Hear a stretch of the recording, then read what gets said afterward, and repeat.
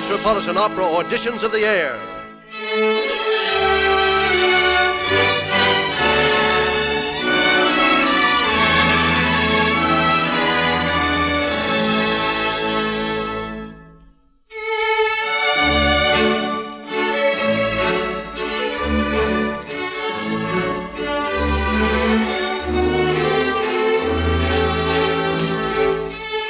Metropolitan Opera Auditions of the Air, presented in their 19th season by the American Broadcasting Network in collaboration with the Metropolitan Opera Company. This evening you will hear Micheline Tessier of Montreal, Canada, and William Bruce Murray of New York City with the American Broadcasting Symphony under the baton of the distinguished Metropolitan Opera conductor, Ignaz Strasvogel. Our host, as always, for these Metropolitan Opera Auditions of the Air is America's celebrated music commentator, Milton Cross. And now, Mr. Cross. Good evening. There is little question that the ancestry of William Bruce Murray is Scottish. Mr. Murray's father was a violinist in vaudeville in Scotland, and his grandfather was also a violinist there with the Civic Orchestra of Kilmarnock.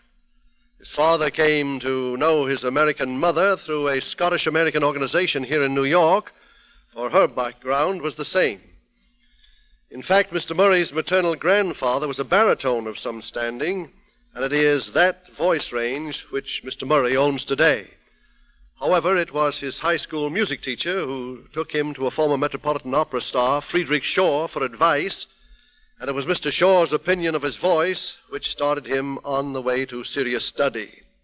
Adelphi College in Garden City, New York, is his alma mater now, and it was there that he made the decision, on the urging of a classmate, to apply for a Fulbright scholarship for study in Italy.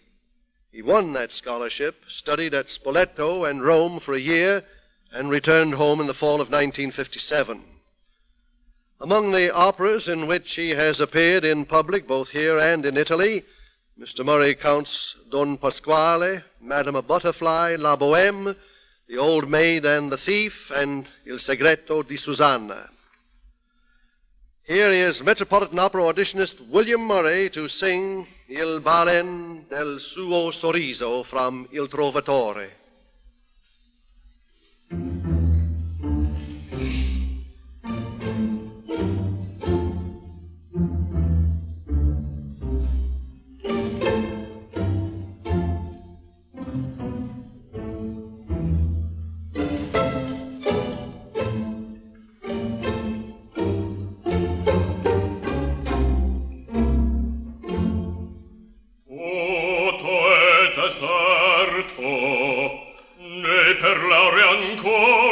Suona l'usato carme, in tempo io giungo. Ardita, e qual furente amore ad irritato orgoglio che serro a me. Spento il rival, caduto ogni ostacol sembrava ai miei desiri. Novello è più possente, ella ne appresta l'altare. Ma no, non vi ad altri le onora, le onora è mia.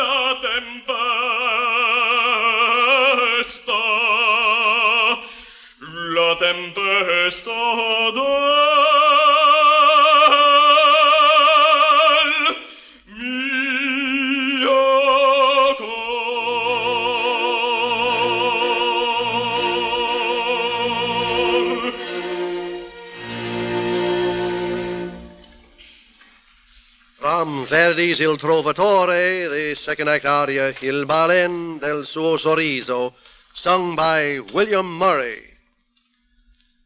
The hometown of Micheline Tessier is indeed Montreal, Canada.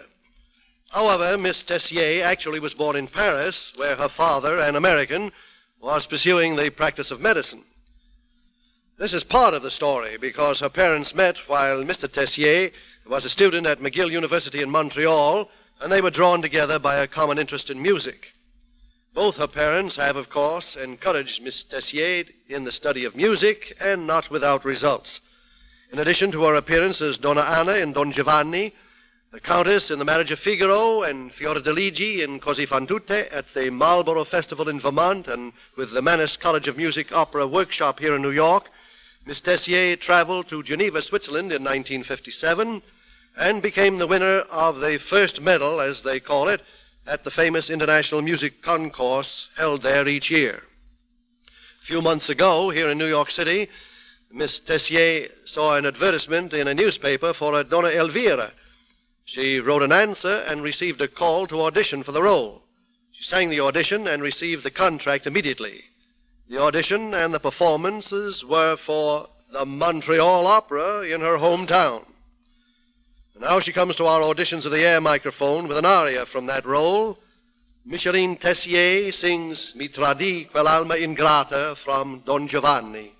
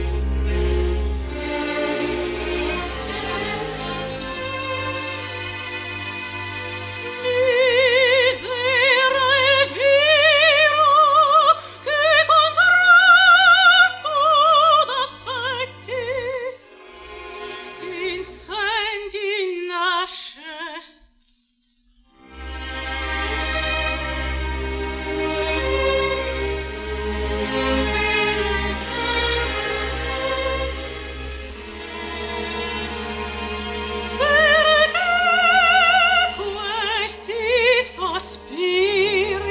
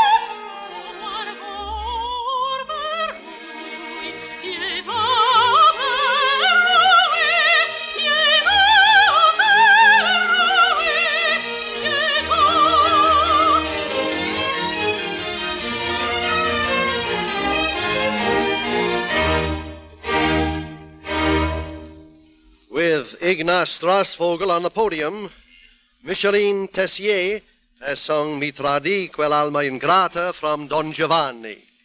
When Lord Enrico Ashton learns early in the first act of Donizetti's Lucia de Lammermoor that his sister Lucia has been meeting secretly with Edgardo, the last of the hated clan of Ravenswood, he expresses his furious anger in the aria sung now by William Murray, Cruda funesta smania.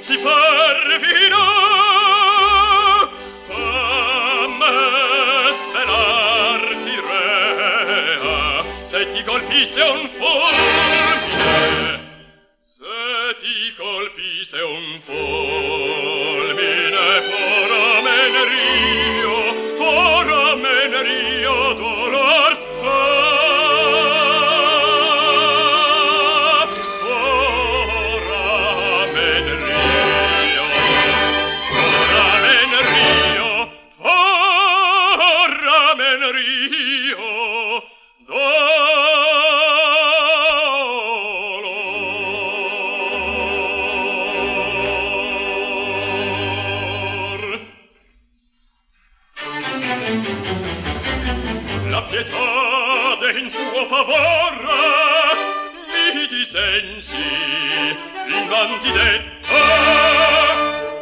Se mi parli di vendetta, solo intenderti potrò. Sciagurati il mio furore, già so voi tremendo roggia. Sempia fiamma che mi strugge, io col sangue spegnerò, io col sangue, le mia fiamma che mi strugge, spegnerò, io col sangue spegnerò, si spegnerò, si spegnerò.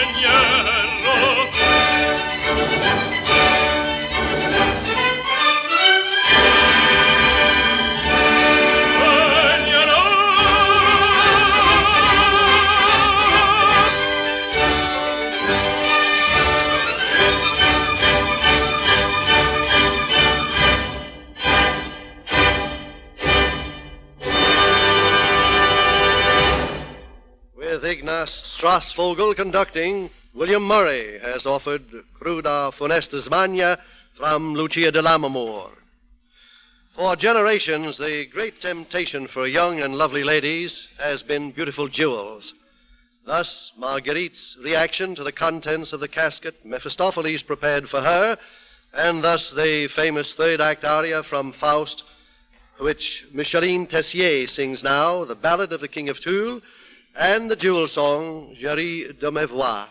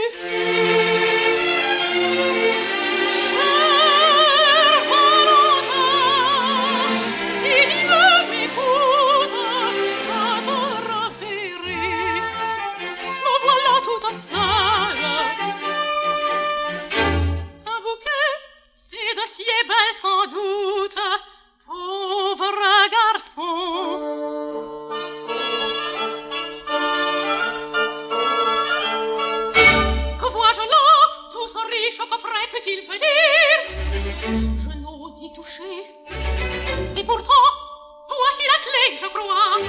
Si je l'ouvrais, ma main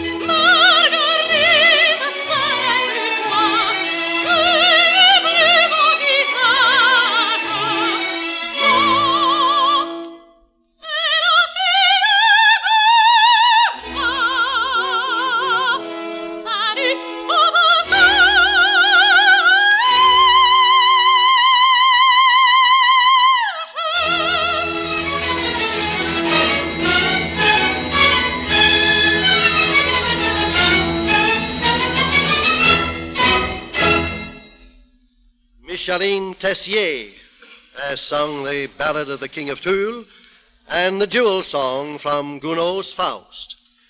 This is Milton Cross inviting you to be with us next week at this time on most of these same stations for the next of these Metropolitan Opera auditions of the year.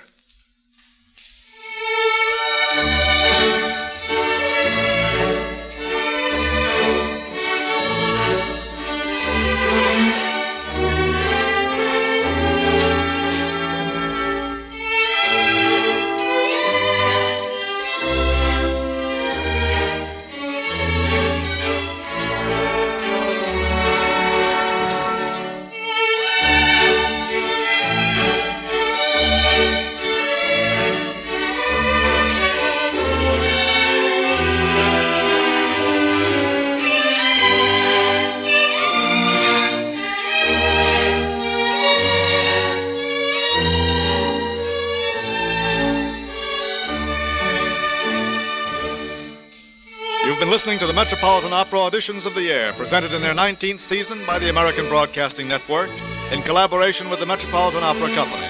This evening you heard Micheline Tessier of Montreal, Canada, and William Bruce Murray of New York, for the American Broadcasting Symphony under the direction of the distinguished Metropolitan Opera conductor Ignaz Strasvogel. Your host for these Auditions of the Air is America's celebrated music commentator Milton Cross.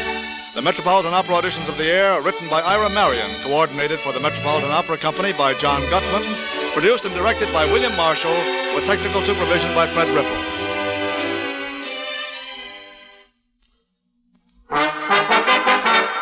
This is American, the American Broadcasting Network. 26 years ago, opera had a very limited audience in this country, but today millions of people enjoy these weekly broadcasts direct from the stage of the Metropolitan Opera House in New York. With noted music commentator Milton Cross to introduce each act, listeners have come to know and love these great musical masterpieces. Next Saturday, over most of these stations, hear Licia Albanese sing Mimi in Puccini's La Boheme, Carlo Bergonzi as Rodolfo, and Laurel Hurley and Mario Sereni are Musetta and Marcello. Thomas Shippers will conduct. The Metropolitan Opera broadcasts are an American exclusive. Keep listening to American.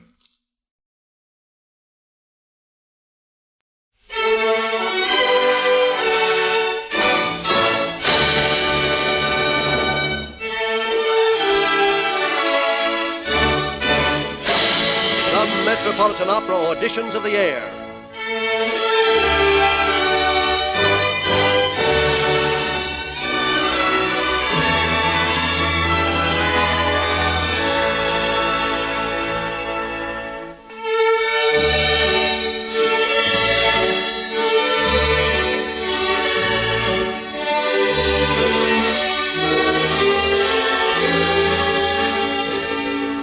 The Metropolitan Opera Auditions of the Air, presented in their 19th season by the American Broadcasting Network in collaboration with the Metropolitan Opera Company.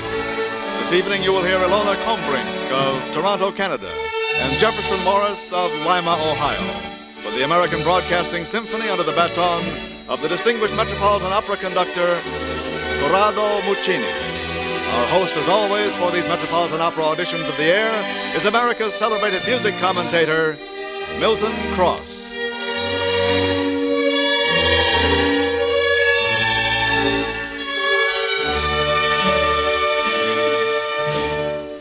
And now, Mr. Cross. Good evening. When Ilona Kombrink was only 5 years old and living in St. Louis, her mother sang in the chorus of the St. Louis Symphony. Miss Kombrink's father took her to a rehearsal of Berlioz' The Damnation of Faust, and there the little girl met a tall, statuesque woman in a beautiful white dress who was a singer, as the little girl's mother was. The woman was Helen Traubel, and as Miss Kombrink tells us, from that moment music has been her life. By the time she was 14, Miss Kombrink had studied the cello and even been a drum majorette at her high school. But it was that year that she began the serious study of music. In 1950, her teacher took her to the Curtis Institute of Music, where she was accepted and where she earned her Bachelor of Music degree in 1955. Curtis Institute has played a major role in her young life. Not only did Dr. Herbert Graf of the Metropolitan Opera, who teaches there, encourage her to apply for a Fulbright scholarship, which gave her a year's study in Europe, but she made her actual stage debut there in Ephraim Zimbalist's Landara, and met a young man there studying the bassoon, who today is her husband. Miss Kombrink counts among her professional engagements to date her debut in Toronto as Tosca, her appearance here in the same role in broadcasting opposite Giuseppe Campra, and the world radio premiere of Dello Gioio's The Ruby, 44 works over 4 seasons with the St. Louis Municipal Opera, Gustav Mahler's Resurrection Symphony, and her appearance this month in Honegger's St. Joan with Walter Susskind and the Toronto Symphony. The tragic ending of Manon Lescaut, Puccini's version of the Abbé Prévost's famous story, comprises the aria in which the girl, out of her terror and despair, voices her pain and hopelessness as she lies alone in the gathering darkness. That moment is recreated now with Corrado Muccini conducting. Ilona Kombrink sings Sola Perduta Abbandonata.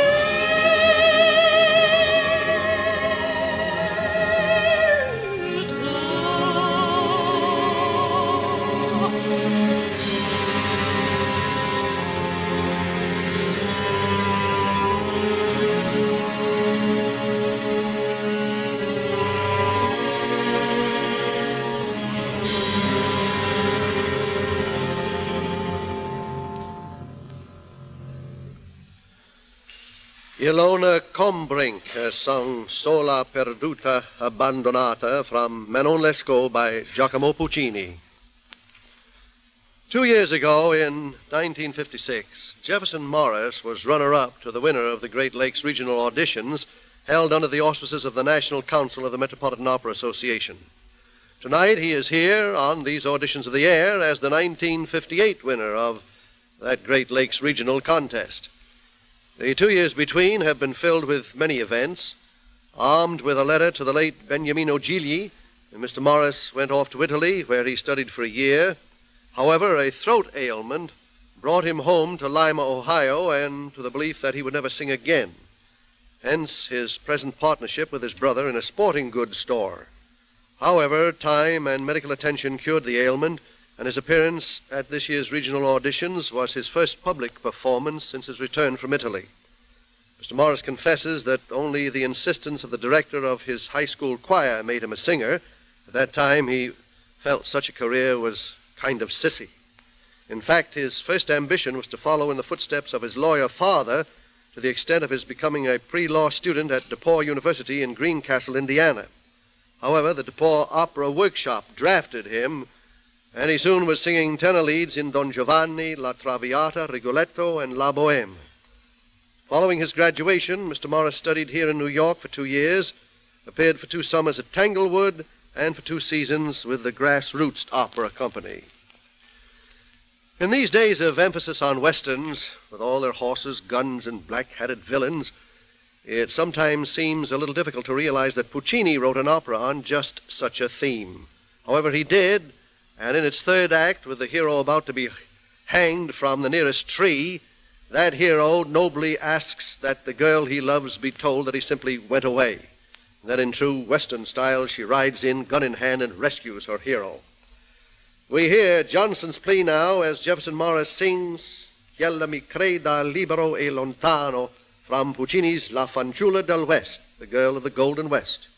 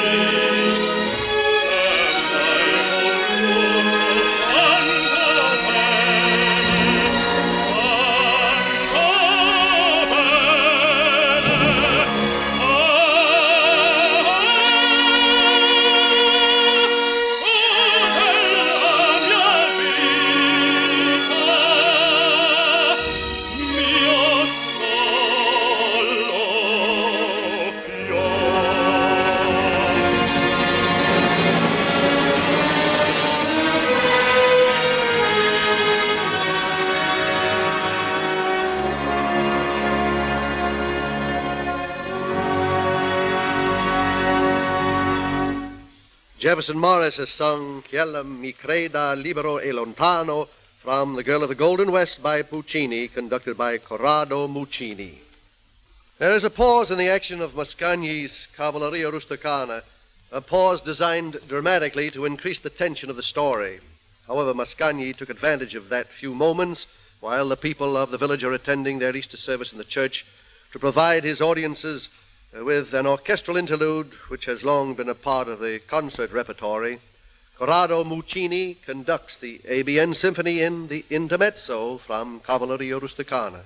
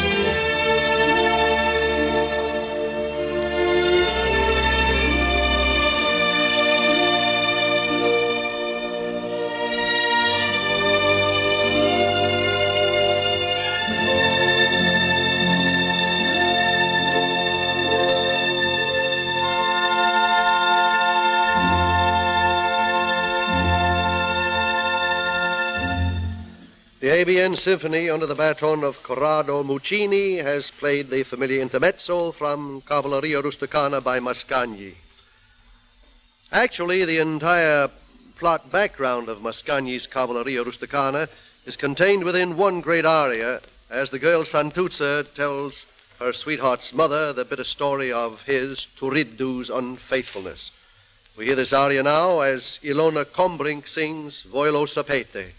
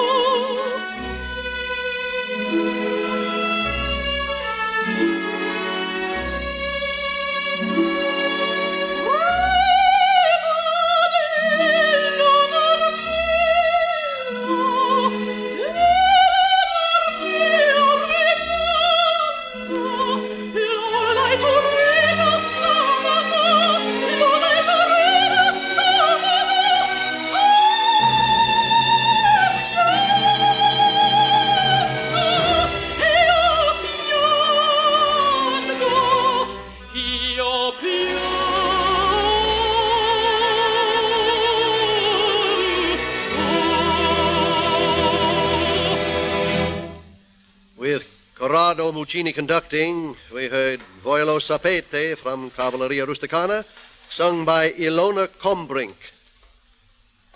In the first act of Giordano's André Chénier, the poet of the French Revolution for whom the opera is named, discourses in a dramatic aria on the meaning of love, love of country, love of humanity, and of his lost hope that he would find both love and compassion in the eyes of Madeleine de Coigny.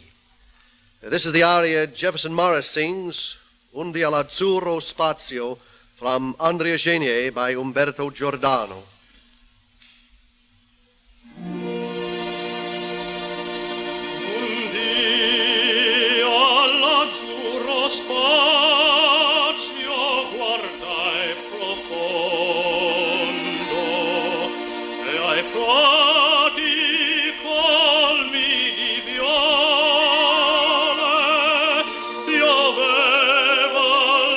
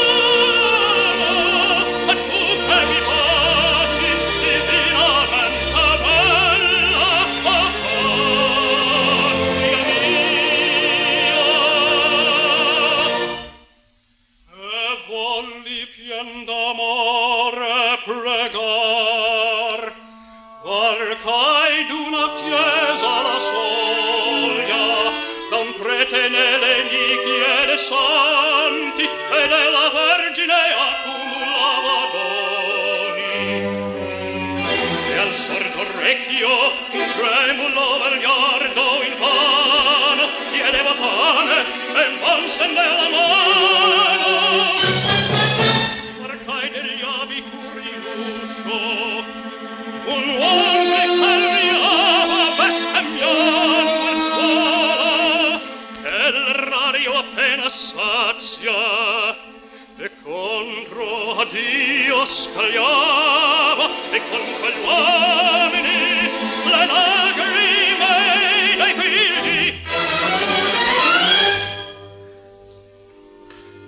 In cotanta miseria la patrizia prole che fa.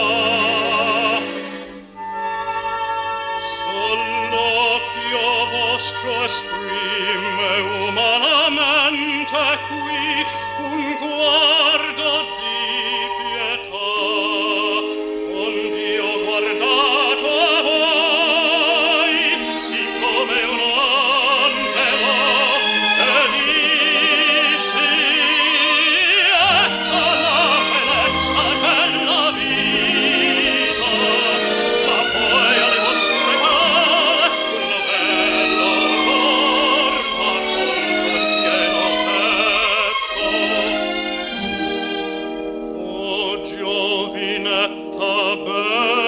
bella, d'un poeta non disprezzata il detto.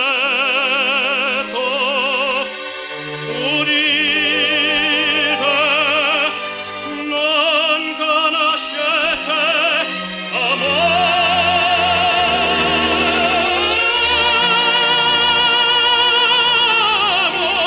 adivina donna, non lo schermir nel mondo, anima e vita dell'amor.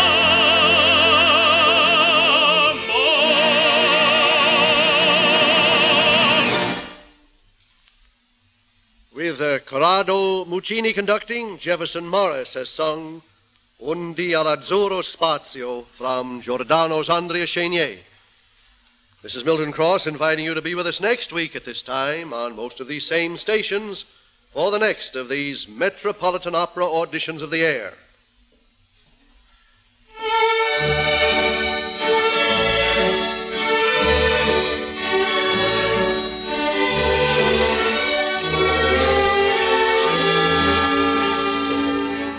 You have been listening to the Metropolitan Opera Auditions of the Air, presented in their 19th season by the American Broadcasting Network in collaboration with the Metropolitan Opera Company. This evening you've heard Ilona Kombrink of Toronto, Canada, and Jefferson Morris of Lima, Ohio, with the American Broadcasting Symphony, under the direction of the distinguished Metropolitan Opera conductor, Corrado Muccini. Your host for these Auditions of the Air is American celebrated music commentator Milton Cross. The Metropolitan Opera Auditions of the Air are written by Ira Marion, coordinated for the Metropolitan Opera Company by John Gutman, produced and directed by William Marshall. Technical supervision, Fred Ripple. This is Don Lowe speaking.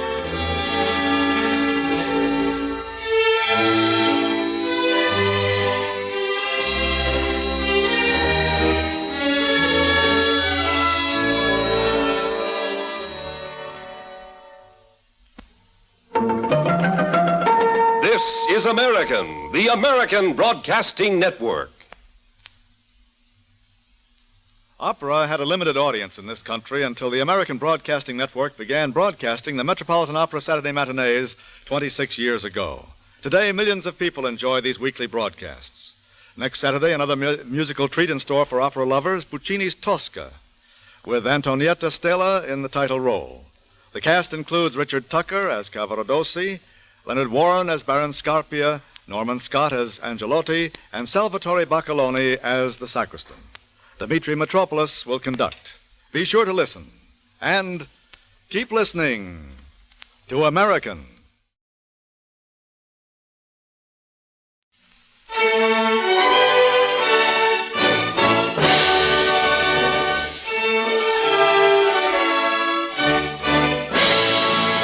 The Metropolitan Opera Auditions of the Air.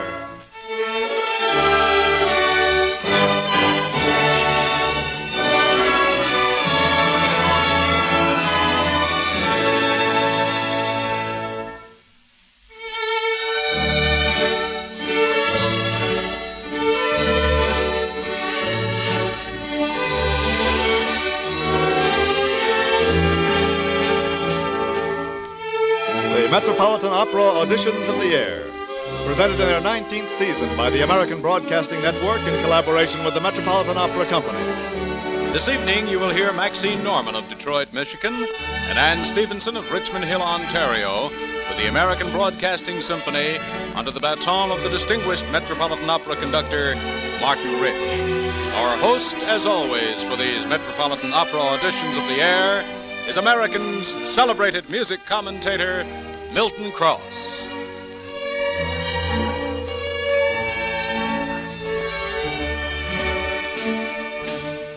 Now, Mr. Cross. Good evening. When Maxine Norman was entering her teens, she and her mother both were bent on her becoming a ballerina. However, as Miss Norman tells us, they both settled for voice when her mezzo-soprano capabilities were discovered while she was in high school. Born and raised in Detroit, Michigan, Miss Norman studied at Wayne University and returned there as a graduate guest artist to sing the role of Jocasta, the tragic queen, in the production of Igor Stravinsky's Oedipus Rex. She has appeared since then as guest artist with the University of Detroit Chorale and in several oratorios, including The Messiah, the St. Matthew Passion, and Elijah. In concert here in New York, she has been heard in Spanish songs by De Falla, in the Brahms Zigeunerlieder, and in Mahler's Songs of a Wayfarer. Today marks a double event for Miss Norman and her family, with her appearance here and her brother's return from Germany, where he has been serving in the U.S. Army.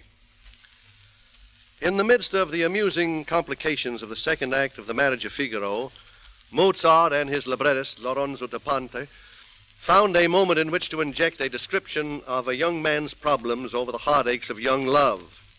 This, the page Cherubino's lovely song, for which Figaro's fiancée Susanna accompanies him on the guitar.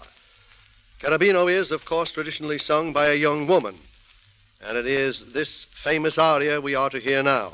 With Martin Rich on the podium, Maxine Norman sings Voi che sapete.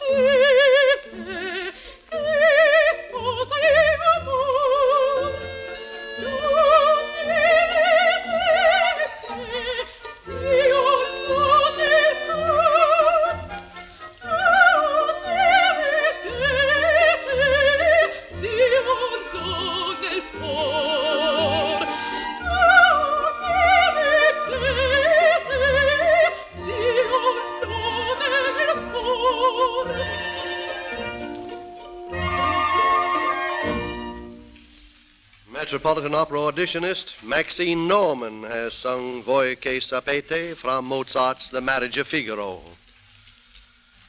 Our lyric soprano auditionist this evening is one of our good neighbors to the north, as the saying goes, and in fact traveled all the way from Canada through one of our recent eastern snowstorms in order to appear with us here.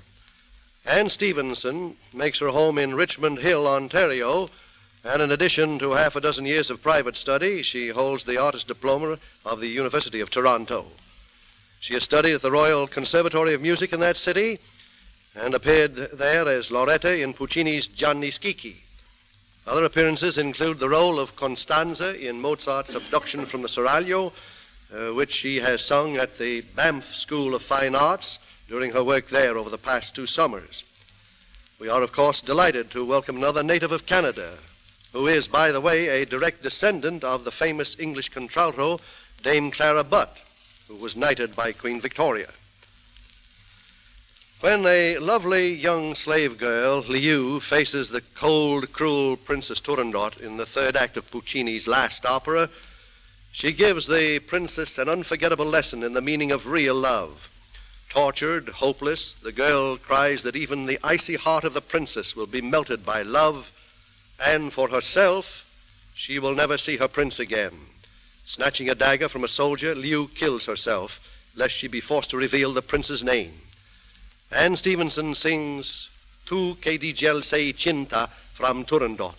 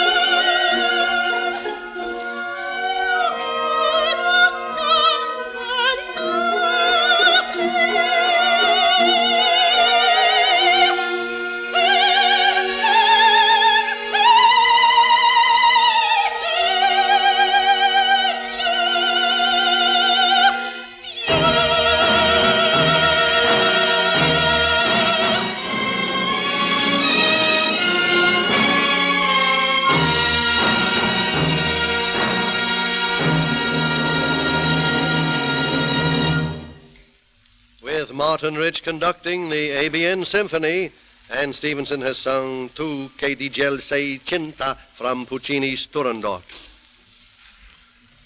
Mozart is, of course, famous for his sparkling overtures, among his many other brilliant contributions to operatic literature. Martin Rich conducts the ABN Symphony in the overture to Così fan tutte by Wolfgang Amadeus Mozart.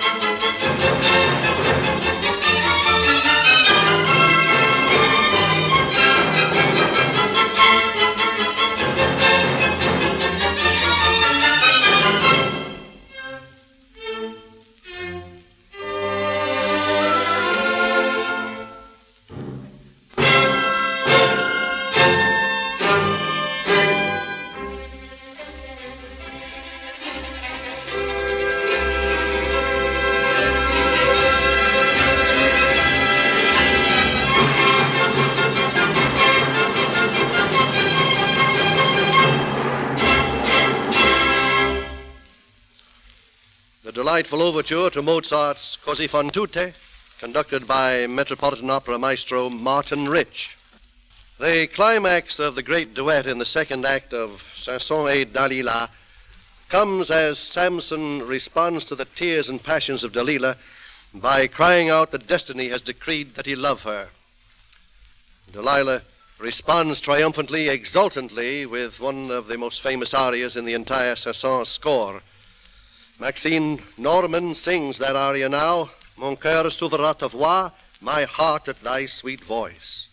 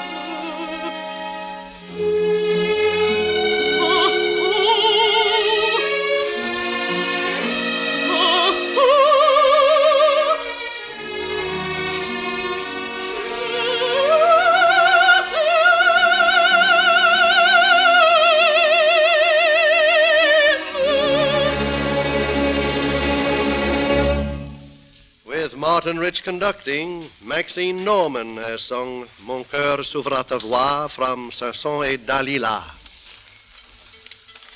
With his wonderful flair of the drama in contrast, Mozart placed one of his most dramatic arias in one of his greatest comic pieces, The Abduction from the Seraglio. And Stevenson sings Martern aller Arten from Die Entführung aus dem Serail.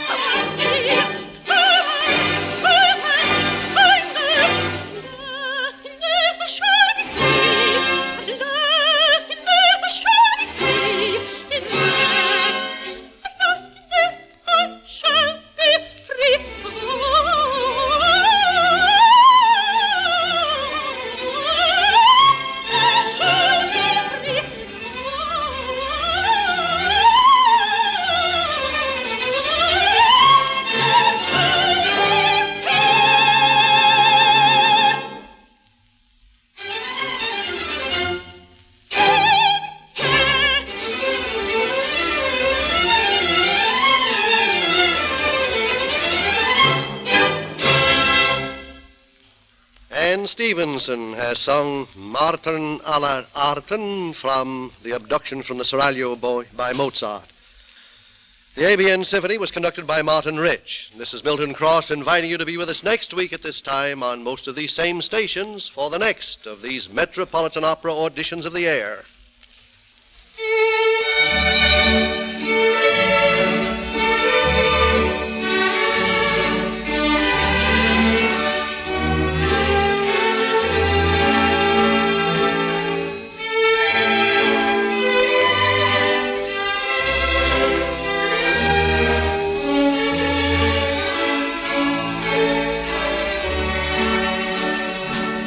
You have been listening to the Metropolitan Opera Auditions of the Air, presented in their 19th season by the American Broadcasting Network in collaboration with the Metropolitan Opera Company. This evening, you have heard Maxine Norman of Detroit, Michigan, and Ann Stevenson of Richmond Hill, Ontario, with the American Broadcasting Symphony under the direction of the distinguished Metropolitan Opera conductor, Martin Rich. Your host for these Auditions of the Air is American's celebrated music commentator, Milton Cross. The Metropolitan Opera Auditions of the Air are written by Ira Marion, coordinated for the Metropolitan Opera Company by John Gutman, produced and directed by William Marshall. Technical supervision, Fred Ripple. This is Bill Brophy speaking.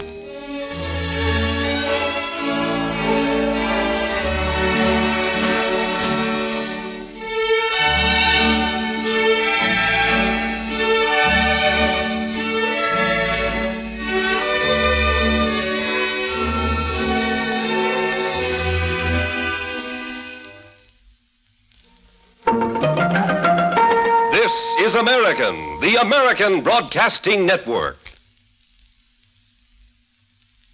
An exciting radio premiere. Opera enthusiasts across the land are eagerly looking forward to exceptionally fine listening Saturday, February 1st, when the American Broadcasting Network will present the radio premiere of Samuel Barber's new opera, Vanessa.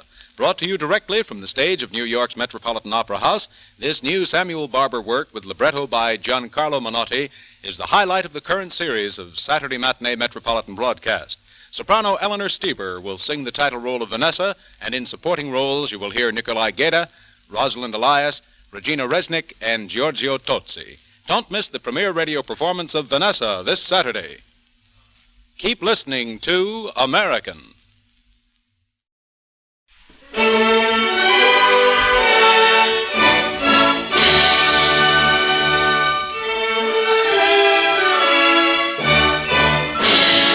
The Metropolitan Opera Auditions of the Air.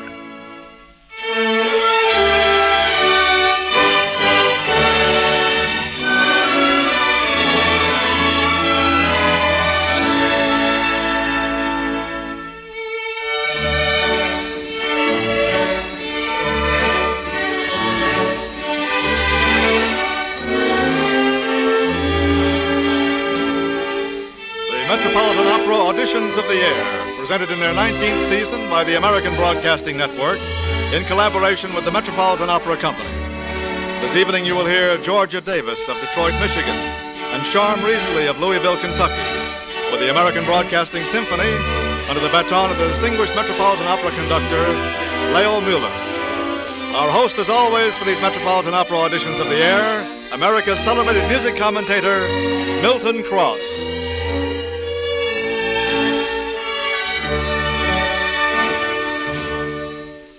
Now, Mr. Cross. Good evening. When Georgia Davis was 11 years old, in her hometown of Detroit, she made her first appearance as a soloist in her church choir. Prior to that, piano lessons had begun, as they had, upon her mother's insistence, for nearly all of her 5 sisters and 3 brothers. It was Miss Davis' piano teacher who felt her voice was good enough for professional training, and following her high school graduation, Miss Davis won a scholarship at Hampton Institute in Virginia. From there, she returned to Detroit to study at Wayne University. Another scholarship from the Tuesday Musical Club of Detroit brought her to New York. Miss Davis currently is a member of the National Chorus of America.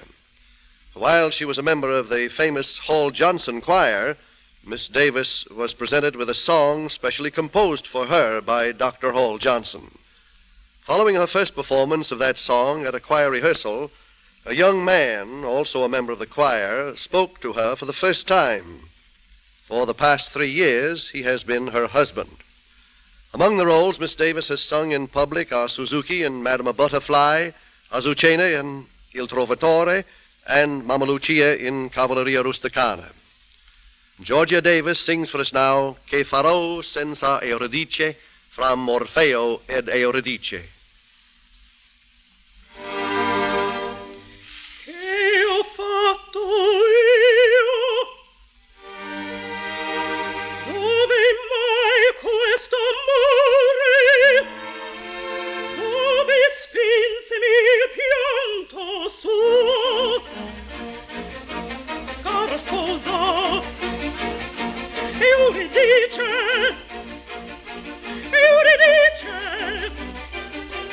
a diletto, non più modelle, morta e di dolor.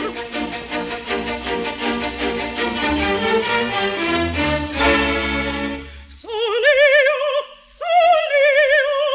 le diedi la morte, quanto sgraziato sono.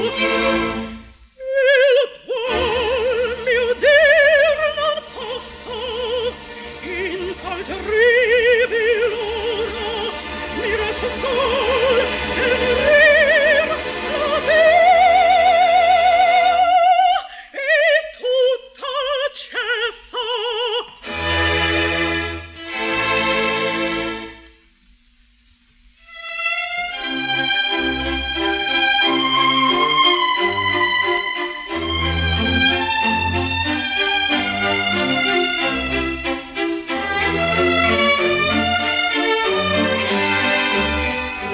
Che farò senza Euridice? Dove andrò senza il mio ben? Che farò? Dove andrò? Che farò senza il mio ben? Dove andrò senza il mio ben? Euridice, Euridice, oh Dio, rispondi, rispondi.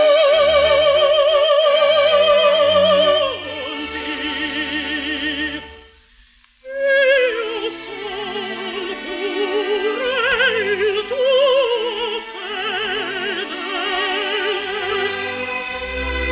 Son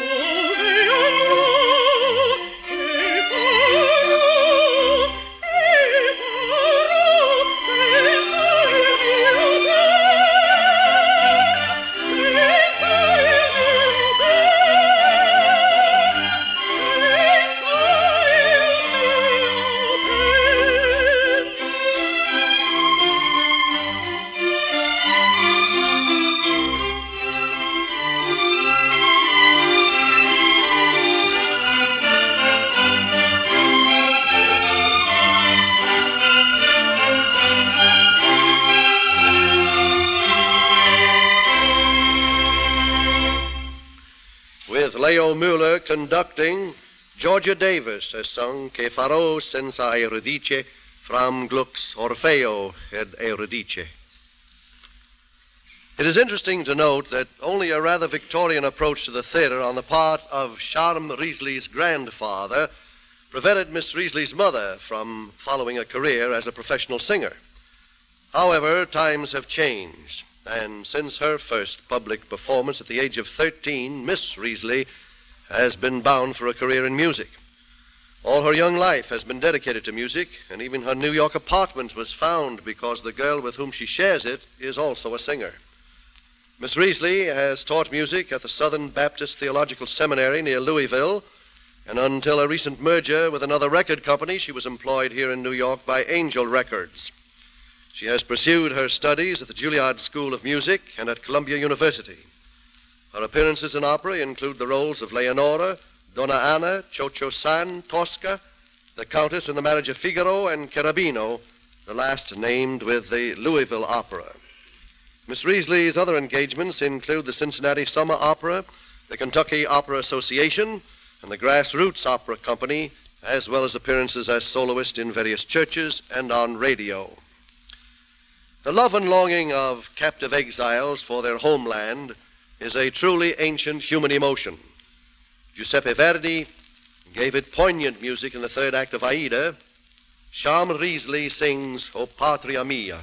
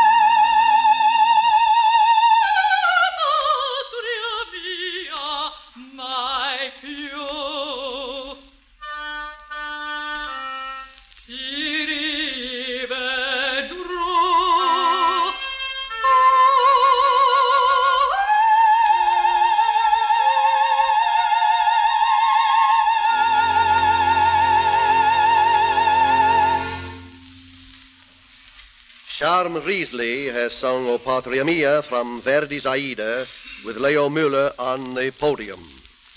The deep-rooted feelings of a woman who dreams of what might have been are expressed completely in the aria sung by Charlotte in Massenet's Werther, as she reads once more the letters in which Werther speaks of love. Georgia Davis, with Leo Müller conducting, sings Les Larmes, the Tears.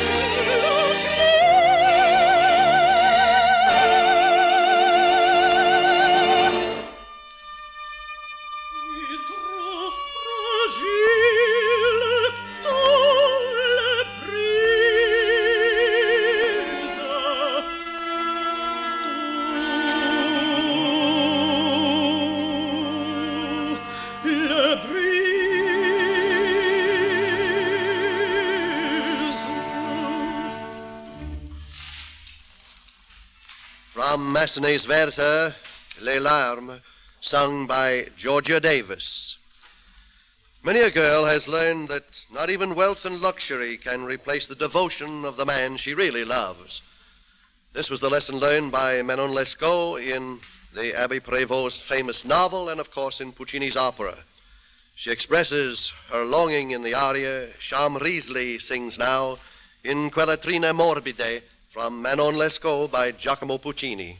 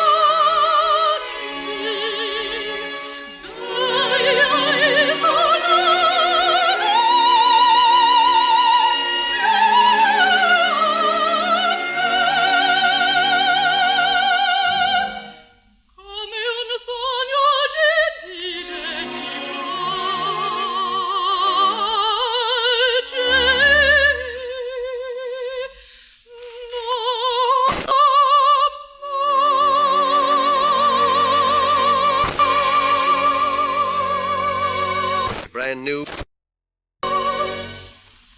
From Puccini's Manon Lescaut, the second act of 19th, Scene Morbide, sung by Charme Risley, with Leo Mueller conducting. The ever-popular Madame Butterfly witnessed the brand new, authentically Japanese production at the Metropolitan, which will be presented for the first time this February 19th. Comprises many of the most moving and melodious moments in the literature. Charme Risley as Cho-Cho-san and Georgia Davis as the faithful Suzuki recreate one of those moments now. Scuoti quella fronda di ciliegio, the flower duet from Act 2 of Puccini's Madame Butterfly.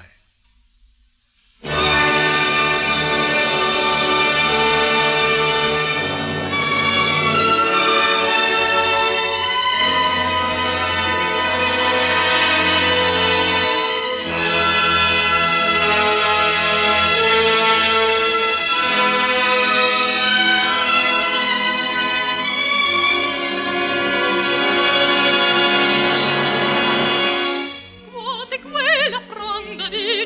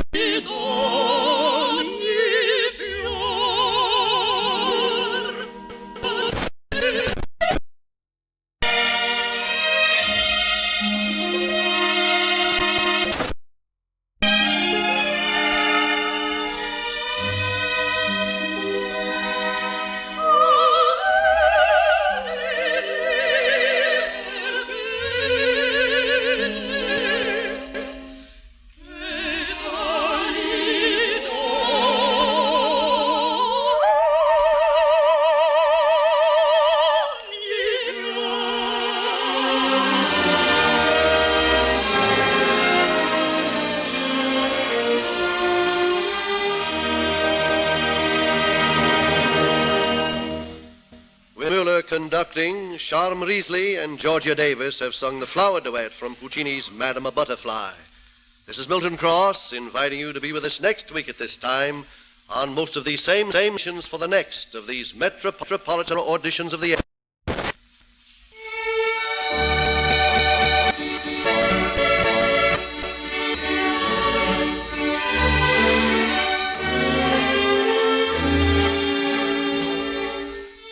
You have been listening to Metropolitan Opera Auditions of the Year, presented in their 19th season by the American Broadcasting Network in Metropolitan Opera Company. This evening you heard Charm Risley of Louisville, Kentucky, and Georgia Davis of Detroit, Michigan, with the American Broadcasting Symphony under the direction of the distinguished Metropolitan Opera conductor, Leo Mueller. Your host for these Auditions of the Year is America's celebrated music, Milton Cross. The Metropolitan Opera Auditions of the Year are written by Ira Marion, coordinated for the Metropolitan Opera Company by John Gutman, produced and directed by William Marshall. Technical supervision, Fred Ripple. This is Don Lowe speaking.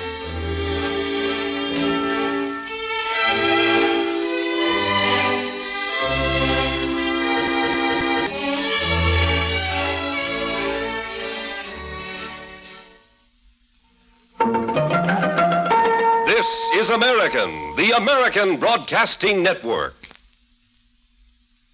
Listeners to American's Metropolitan Opera broadcast can actually hear the singers and orchestra before many of the audience in the opera house themselves. Sound, you see, travels much slower than electronic impulses. Actually, this scientific sidelight simply underscores the fact that millions of opera lovers, unable to attend in person, can hear these stellar broadcast performances via radio. Next Saturday, you'll hear La Traviata, with Victoria de Los Angeles singing the role of Violetta. Others in the cast include Daniele Barioni as Alfredo and Robert Merrill as Germont. Thrilling operatic performances are always yours for the listening. So keep listening to American.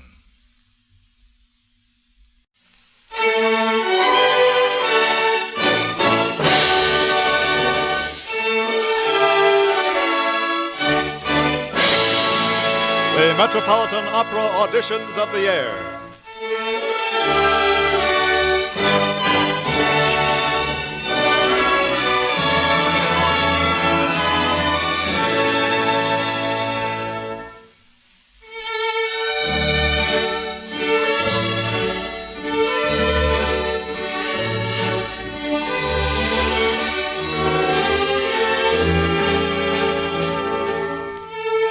Metropolitan Opera Auditions of the Year, presented in their 19th season by the American Broadcasting Network in collaboration with the Metropolitan Opera Company.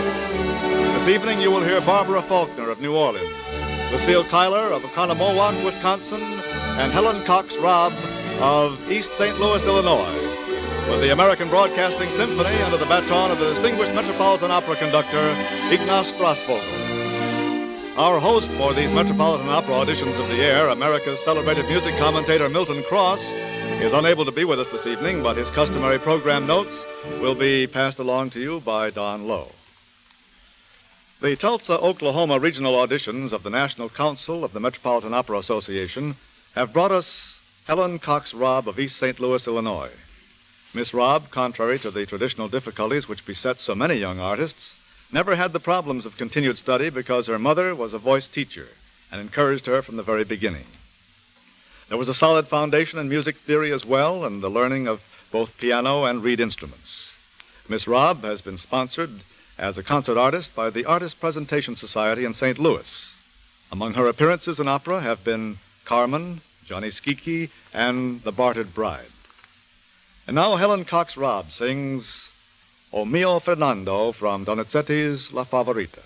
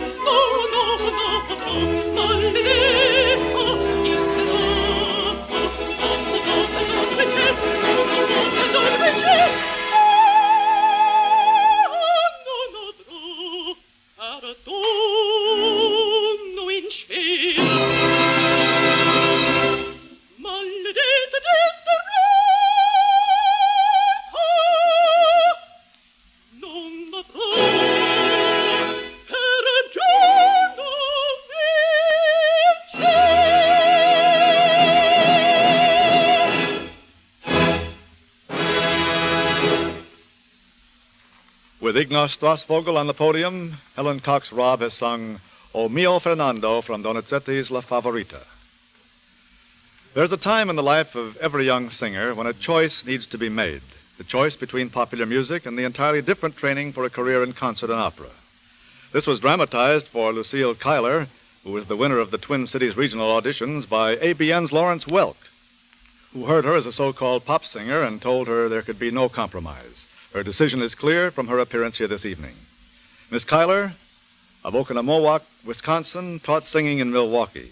Recently, she encouraged one of her students to enter the National Council's regional auditions. In turn, the student brought Miss Cuyler an application blank. Miss Cuyler entered and won against her own pupil, proving herself an exception to the old rule once stated by Abraham Lincoln: those who cannot do, teach, or go into the government. Miss Cuyler has been heard in the Midwest in Die Fledermaus and the Magic Flute, and holds her degree in music from the Wisconsin Conservatory in Milwaukee. And now Lucille Cuyler turns to the third act of Donizetti's Lucia di Lammermoor for a portion of the brilliant Mad Scene.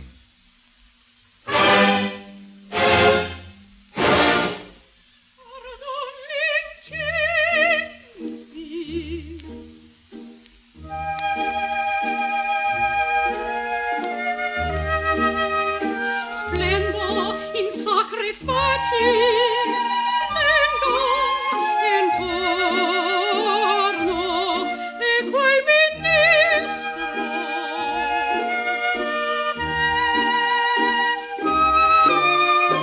porgimi la destra, o lieto giorno.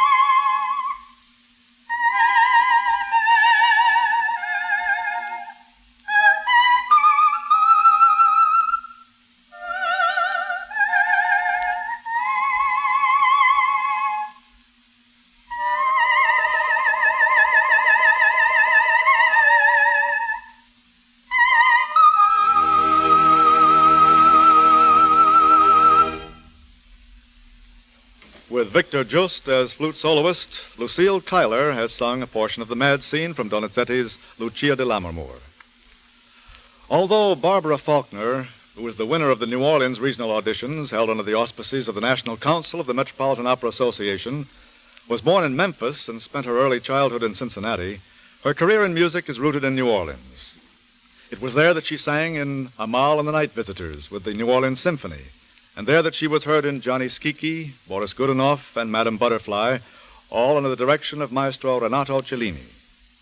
Sculptors, painters, and other graphic artists are plentiful in Miss Faulkner's family tree, a heritage which she's developed into a career as a commercial fashion artist herself. However, music is our concern here, and with the ABN Symphony conducted by Ignaz Strasvogel, Barbara Faulkner sings Dido's Lament from Purcell's Dido and Aeneas.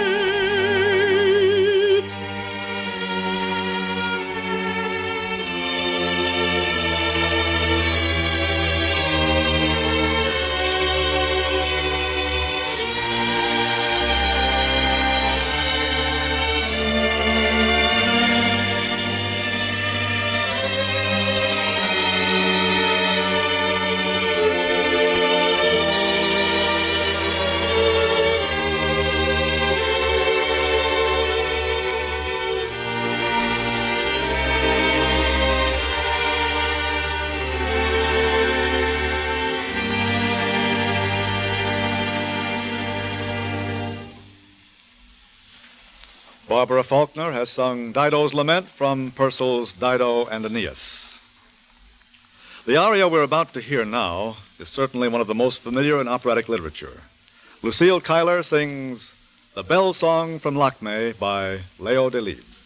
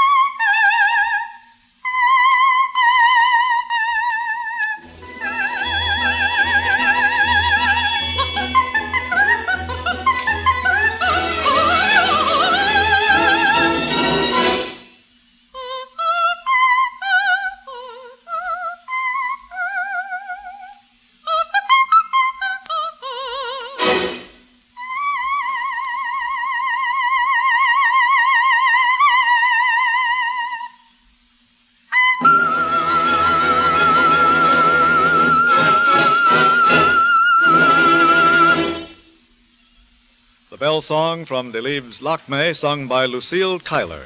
Ignaz Strasvogel conducted. The last Saturday matinee of the Metropolitan Opera here on the American Broadcasting Network will be Samson and Delilah, starring Risa Stevens and Mario Delmonico.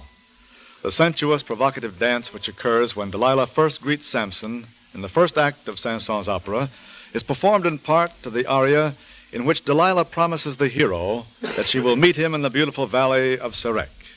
This is the aria we're going to hear now, with Ignaz Strasvogel conducting as Helen Cox Raab sings Printemps qui commence.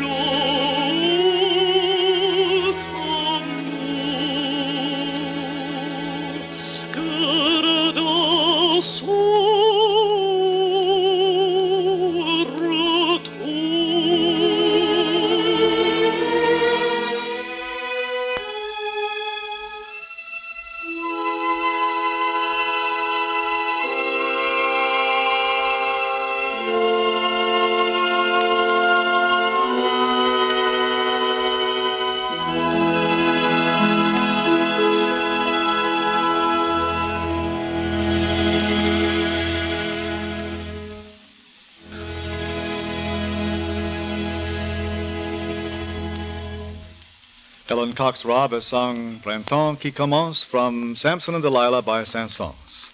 Now this is Don Lowe inviting you to be with us next week at this time when Milton Cross will return on most of these stations for the semifinals of these Metropolitan Opera Auditions of the Year 1958. This evening you heard Barbara Faulkner of New Orleans, Lucille Cuyler of Oconomowoc, Wisconsin, and Helen Cox Raab of East St. Louis, Illinois, with the American Broadcasting Symphony under the direction of the distinguished Metropolitan Opera conductor Ignaz Strasvogel. The Metropolitan Opera Auditions of the Year are written by Ira Marion, coordinated for the Metropolitan Opera Company by John Gutman, produced and directed by William Marshall, technical supervision, Fred Ripple.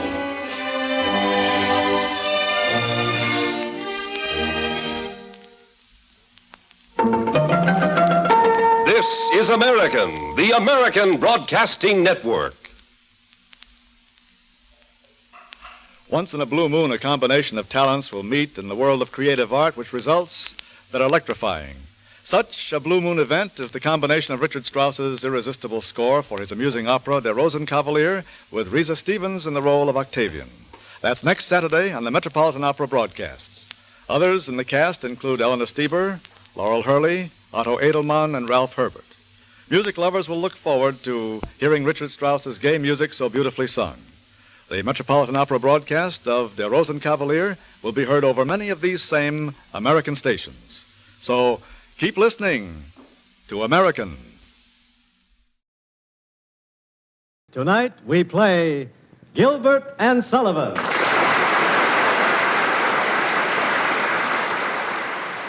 We shall give you some of England's most proud, most brave, and sometimes most bravura heroes and heroines of comic opera.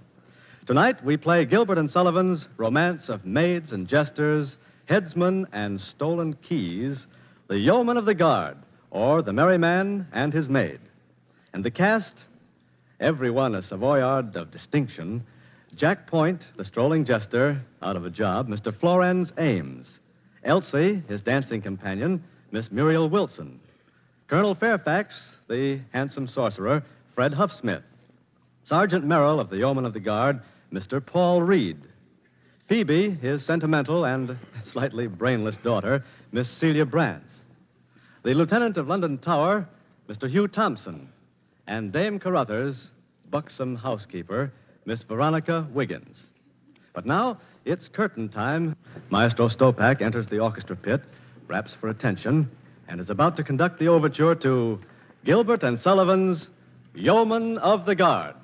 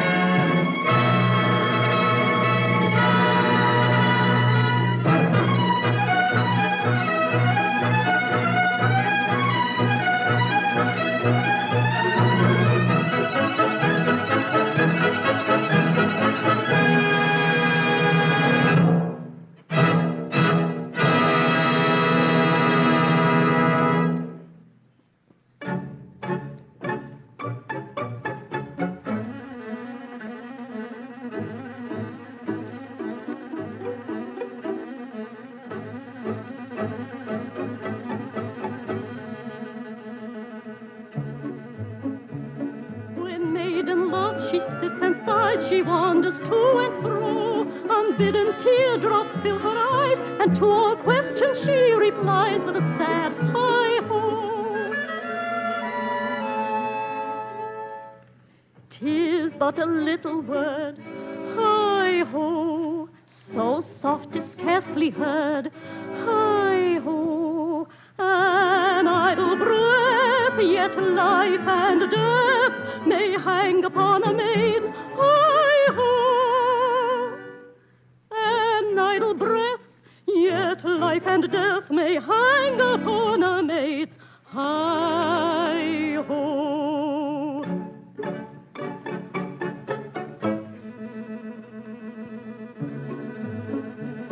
When maiden love she mopes apart as owl mopes on a tree. Although she keenly feels the smart, she cannot tell what ails her heart with her sad ah me. 'Tis but a foolish sigh, ah me, born but to droop and die, ah me, yet all the sense of eloquence lies hidden in a maid's ah me, yet all the sense of eloquence lies hidden in a maid's ah me, ah me, ah me, yet all the sense of eloquence lies hidden in a maid's ah me.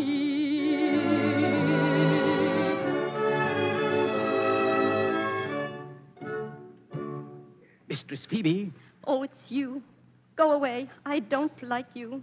haven't you anything to say to me? Are all your racks, pincers, and thumbscrews ready for work? Oh. I'm not an assistant tormentor. Just because I like assistant tormenting, we can't all be sorcerers, you know. Colonel Fairfax is not a sorcerer. He's a man of science and an alchemist, and a very handsome young gentleman. Well, he won't be for long, for he's to be beheaded this evening at 7:30. Why, I believe you're jealous of him, poor man. I don't believe I want to hear any more of you or your words.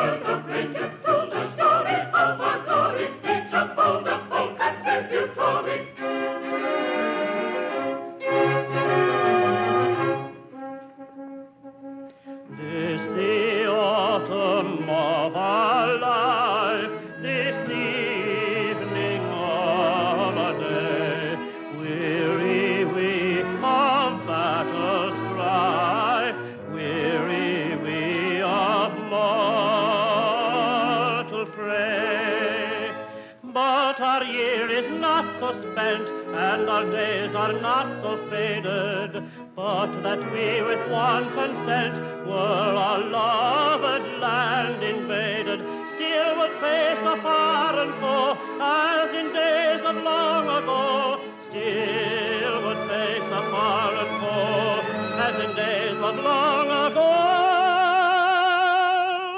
as in days of long ago. Days of long ago. Still would face a foreign foe, as in days of long ago. And wonders, thunder, wonders, gallant, fighting, valiant, soldiers, brave and daring, cold and staring. In their bygone days of daring, gallant, soldiers, gallant, fighting, valiant, soldiers, brave and daring, cold and staring. In their bygone days of daring,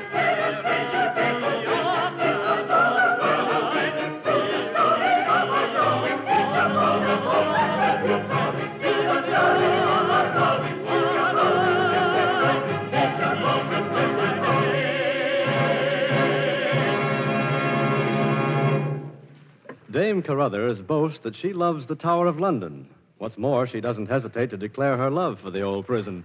Listen.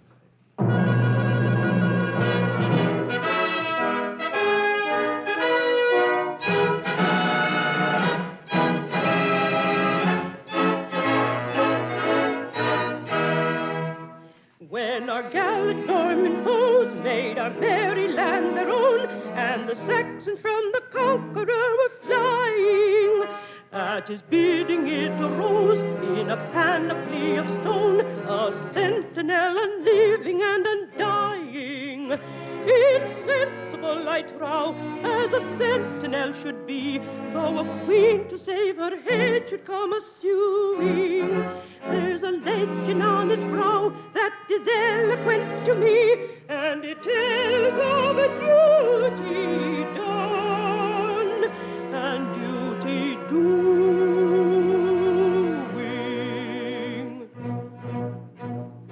The screw may twist and the rag may turn, and men may bleed and men may burn. All London town and its golden hoard, I keep my silent watch and hoard. The screw may twist and the rag may turn, and men may bleed and men may burn. For London town and its golden hoard, I keep my silent watch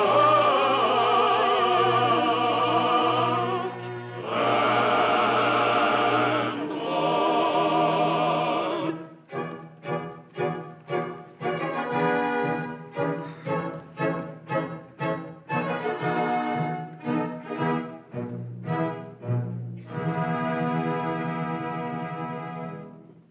What ho, what's this?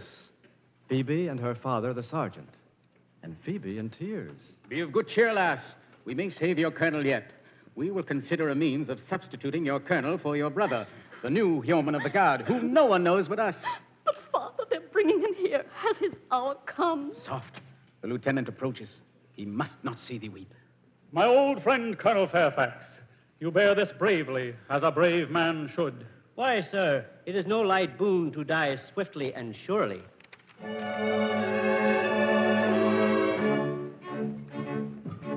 Is life a boon? If so, it must befall, that death, whene'er he call, must call too soon.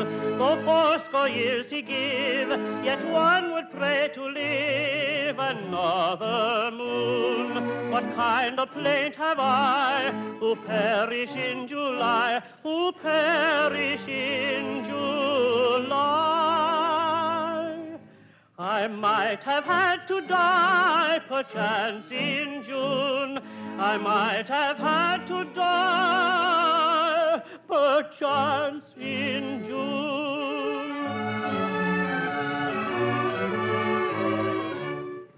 Is life a thorn? Then count it not a whit. Nay, count it not a whit. Man is well done with it.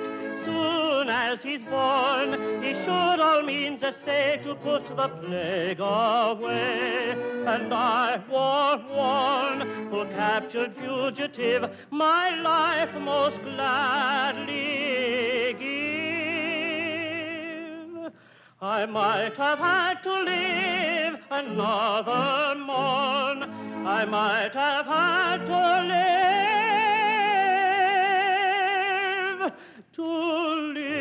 another morn.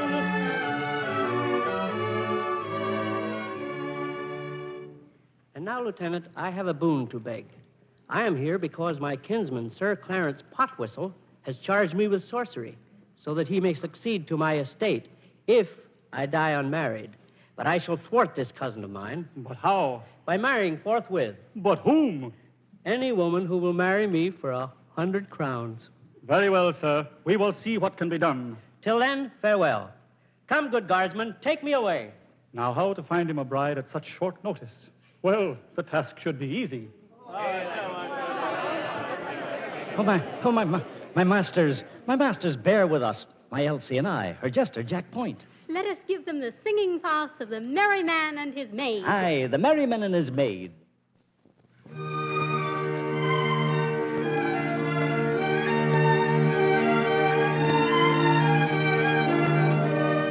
I have a song to sing, oh. Sing me a song, oh. It is sung to the moon by a lovelorn loon who fled from the mocking throng, oh. It's a song of the merryman moping mum whose soul was sad and whose glance was glum, who sipped no sup and who craved no crumb as he sighed for the love of a lady. Heidi, Heidi, misery me, lack-a-day-dee. He sipped no sup and he craved no crumb as he sighed for the love of a lady. I have a song to sing, oh. Sing me your song, oh. It is sung with the ring of the songs may sing who love with a love lifelong, oh. It's the song of a merry maid purely proud who loved her lord and who laughed aloud at the moan of the merry man moping mum, whose soul was sad and whose glance was glum, who sipped no sup and who craved no crumb as he sighed for the love of a lady. Heidi, Heidi, misery me, lack-a-day-dee. He sipped no sup and he craved no crumb as he sighed for the love of a lady. I have a song to sing, oh. Sing me a song, oh. It is sung to the knell of a churchyard bell and a doleful dirge ding-dong, oh. It's a song of the popinjay bravely born who turned up his noble nose with scorn at the humble merry maid purely proud who loved the Lord and who laughed aloud at the moan of the merryman moping mum, whose soul was sad and whose glance was glum, who sipped no sup and who craved no crumb as he sighed for the love of a lady. Heidi, Heidi, misery me, lack-a-day-dee. He sipped no sup and he craved no crumb as he sighed for the love of a lady. I have a song to sing, oh. Sing me your song, oh. It is sung with a sigh and a tear in the eye, for it tells of a right and wrong, oh. It's the song of a merry maid once so gay, who turned on a heel and tripped away from the peacock popinjay bravely born, who turned up his noble nose with scorn at the humble heart that he did not prize. So she begged on her knees with downcast eyes for the love of a merry man moping mum, whose soul was sad and whose glance was glum, who sipped no sup and who craved no crumb as he sighed for the love of a lady. Heidi, Heidi, misery me, lack-a-day-dee. His pains were o'er and he sighed no more, for he lived in the love of a lady. Heidi, Heidi, misery me, lack-a-day-dee. His pains were o'er and he sighed no more, for he lived in the love of a lady.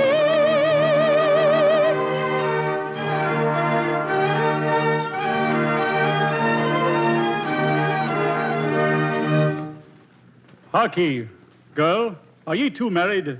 Oh, no, sir.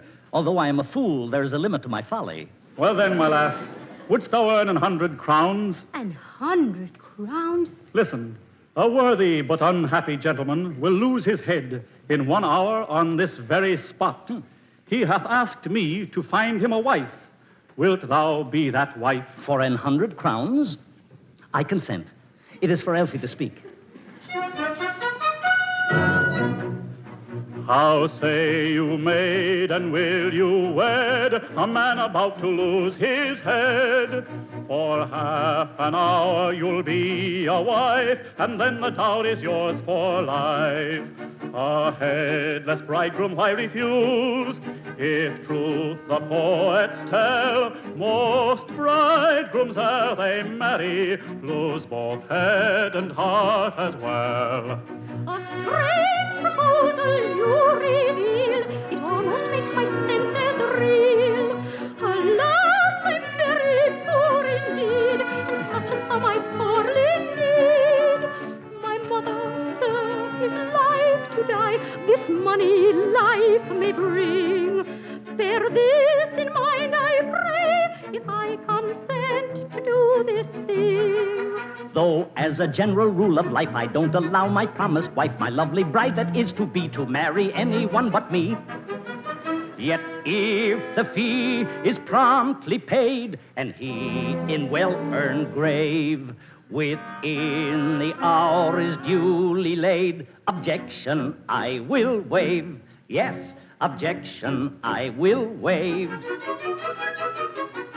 Temptation, no temptation, will be a prey intended to shun whatever station your fascination splendid, or fall when I review you, head over heels into you, head over heels, head over heels, head over heels into you, head over heels, head over heels, head over heels, head over heels, head over heels, head over heels, head over heels.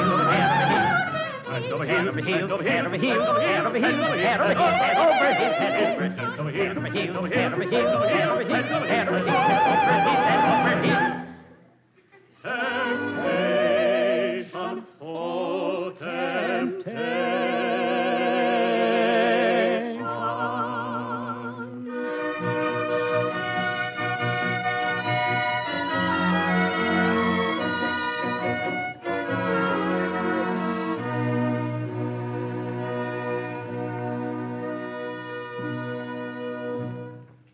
It seems Elsie says yes because they've blindfolded her.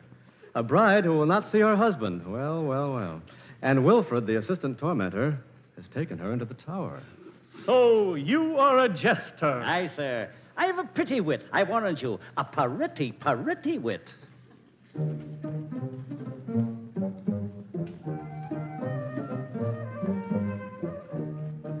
I've jibe and joke, and quip and crank, for lowly folk and men of rank. I ply my craft, and know no fear, but aim my shaft at prince or peer, at peer or prince, at prince or peer. I aim my shaft and know no fear.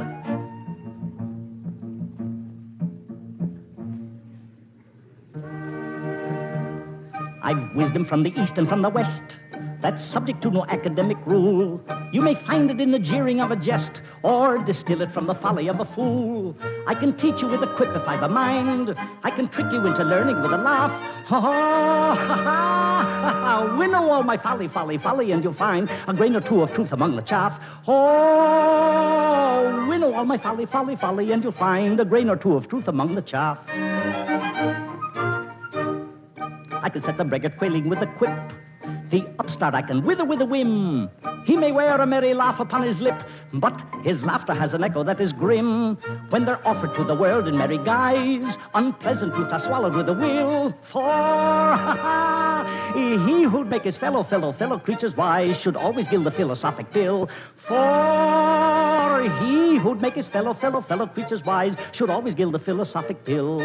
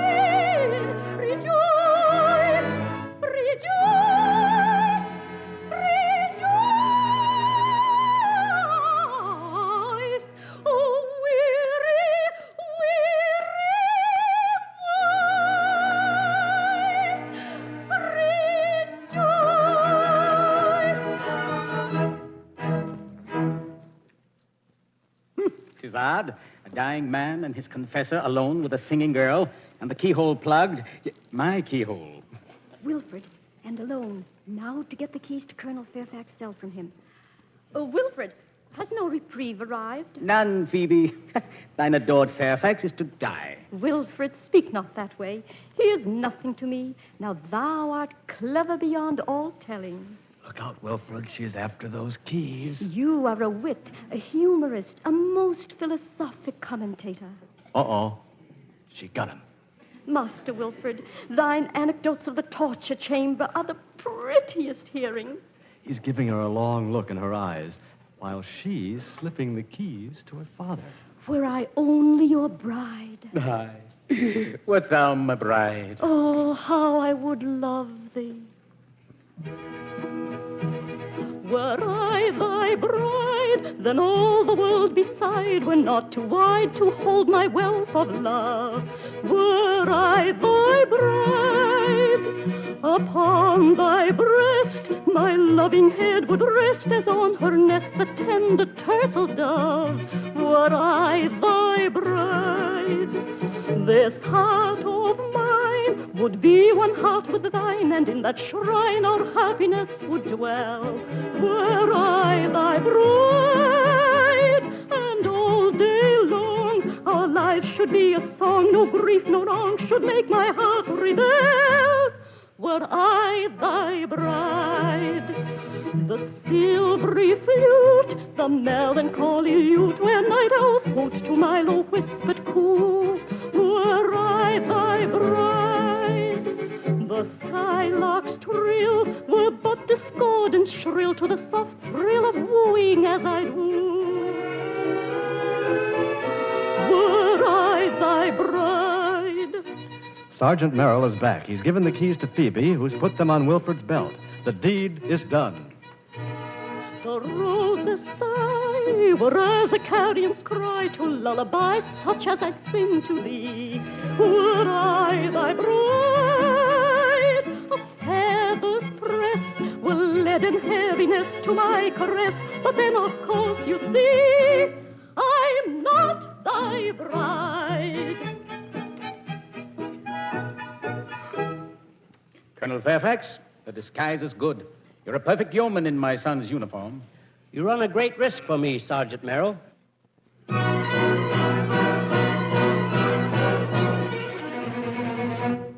Oh, Sergeant Merrill, is it true? The welcome news we read in orders. Thy son, whose deeds of daring do, are echoed all the country through, has come to join the tower warders. If so, we come to meet him, that we may fitly greet him, and welcome his arrival. Give a shout and cheer, hurrah, hurrah, hurrah. Ye tower warders, nursed in wars a long suckle on gunpowder and ween on glory. Behold my son, whose all subduing arms have formed the theme of many a song and story. Forgive his aged father's pride, nor jeer his aged father's sympathetic tear.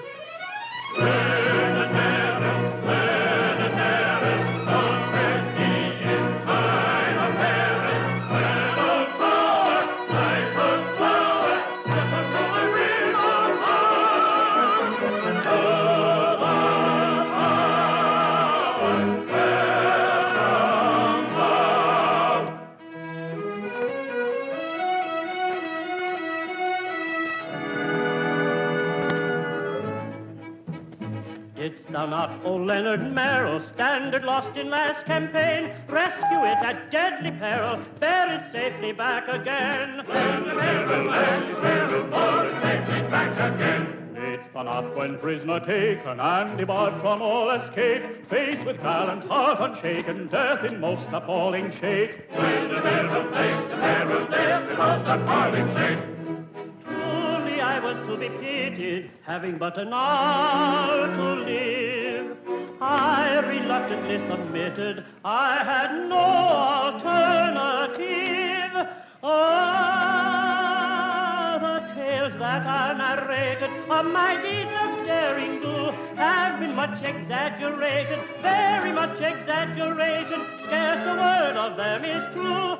Scarce a word of them is true. They have looked exaggerated, not at all exaggerated, could not be exaggerated. Scarce a word of them is true.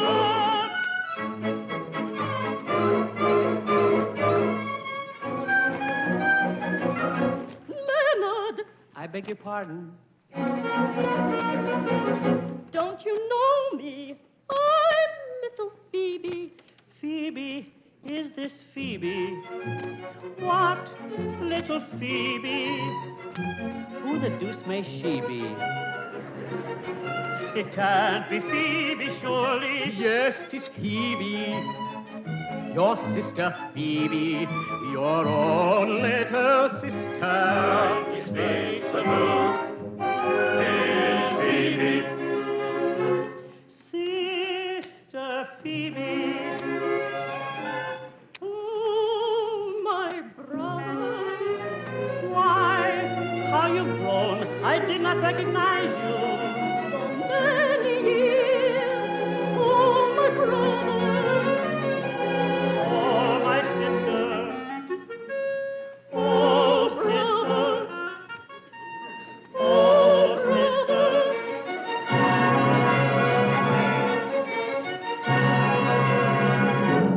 I hug him, girl. There are three thou mayst hug, thy father and thy brother and myself.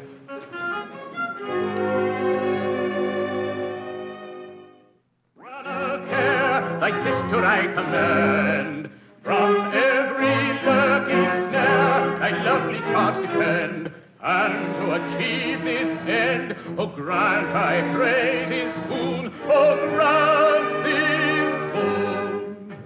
She shall not quit thy sight from morn to afternoon, from afternoon to night, from 7 o'clock to 2, from 2 to eventide, from dim twilight to 11 at night, from dim twilight to 11 at night. She shall not quit thy side. From morn to afternoon, from afternoon to 11 at night, she shall not quit thy side. So amiable I've grown, so innocent as well, that if I'm left alone, the consequences well, no mortal can foretell. So grant, I pray this boon, oh grant this boon. I shall not quit thy side from morn to afternoon, from afternoon to night, from 7 o'clock to 2, from 2 to eventide, from dim twilight to 11 at night, from dim twilight to 11 at night. I shall not quit thy side. From morn to afternoon, from afternoon to 11 at night, she shall not quit thy side. With brotherly readiness for my fair sister's sake, at once I answer yes, that task I undertake. My word I never break, I freely grant that boon, and I'll repeat my plight from morn to afternoon, from afternoon to night, from 7 o'clock to 2, from 2 to evening meal, from dim twilight to 11 at night, from dim twilight to 11 at night, the compact I will steal. From morn to afternoon, from afternoon to 11 at night, she freely grants that boon.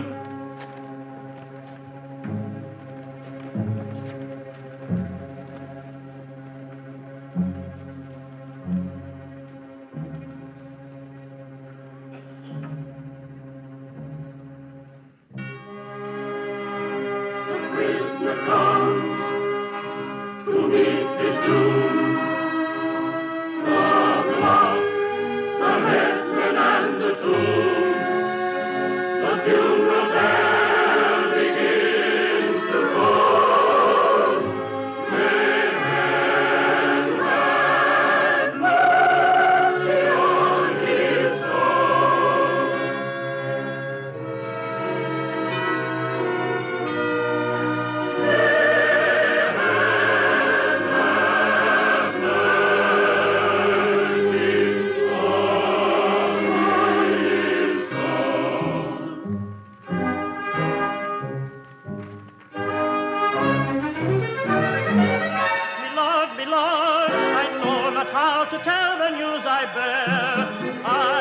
my comrades sought the prisoner's cell. He is not there. He is not there. He sought the prisoner's cell. He is not there. As escort for the prisoner, we sought his cell in duty bound. The double breaking open when the prisoner all we found. 300 high, 300 low, 300 there. The man we sought with anxious care had vanished into empty air. The man we sought with anxious care had vanished into empty air. Oh, great, great, great, great, great, great, great, great, great, great, great, all this you know is so easy to contemplate. Oh, that's the time, it's in the room. Let's the winner of the land. Oh, this is it, like the rest of 1,000 marches on the march here and to make the air alive again.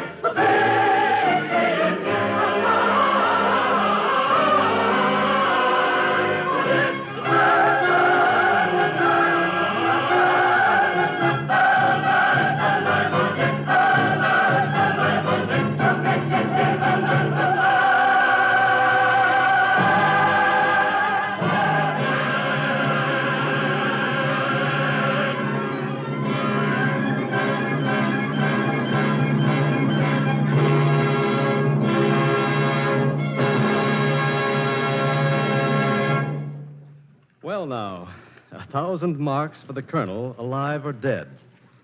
The question is, who will claim the reward? And what about Elsie, who was to be widowed in an hour? Did you ever hear of such complications? Well, there's just one man who can lead us through this maze, and that's our conductor, Joseph Stopak. So all together now, follow the leader into Act 2 of Gilbert and Sullivan's The Yeoman of the Guard.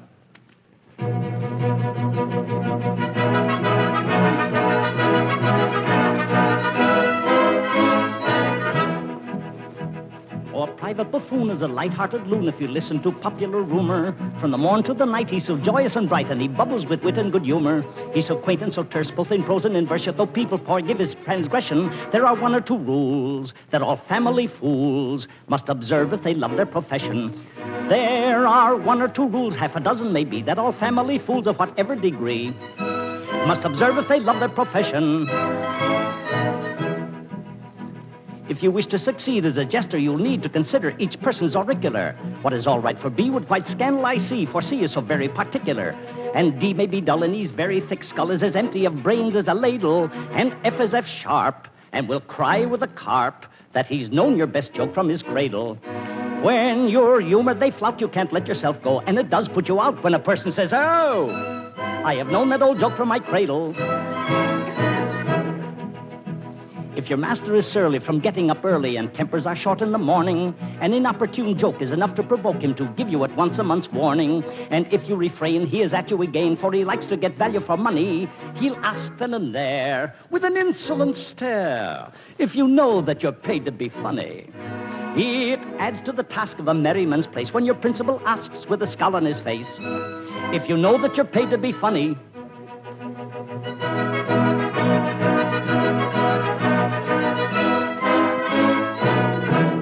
So, Wilfred, thou wouldst be a jester such as I. Aye. And now listen. My sweetheart, Elsie, married Colonel Fairfax, but he escaped, and I am the saddest dog in England.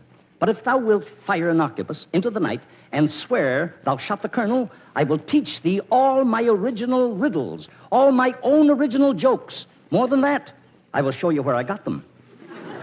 Now, what sayest thou? Thou wouldst have me lie? Why, that's simple enough. And a cheap bargain. So, the two scalawags are up to tricks, are they? This is a fine business, I must say. But soft, Fairfax, still disguised as a yeoman. Poor fellow, free from prison and jailed in wedlock. Free from his fetters grim, free to depart, free both in life and limb, in all but heart, bound to an unknown bride for good and ill. Ah, is not one so tied, a prisoner still, a prisoner still? star is not one so tired, a prisoner still.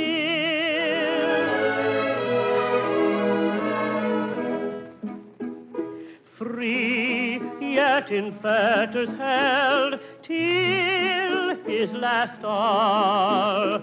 Gyves that no smith can weld, no rust devour. Although a monarch's hand had set him free, of all the captive band, the saddest he, the saddest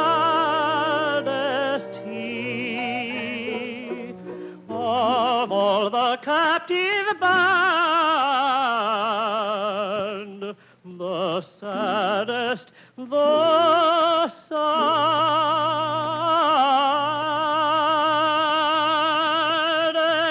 he.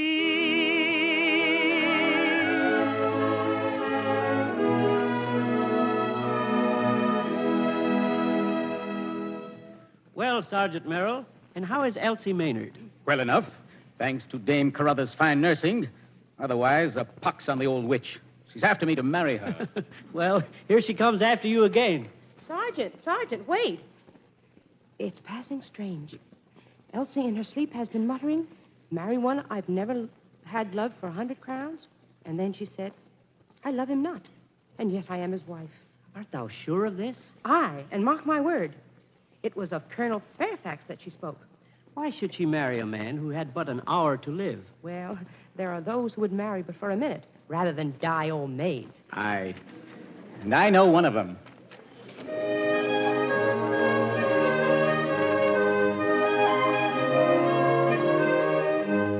Strange adventure, maiden crowing, modest maid and gallant groom, gallant groom, while the funeral bell is tolling, bim-a-boom, bim-a-boom. Modest maiden will not tarry, though but 16 years she carry. She must marry, for the altar be a tomb. Tower, tomb.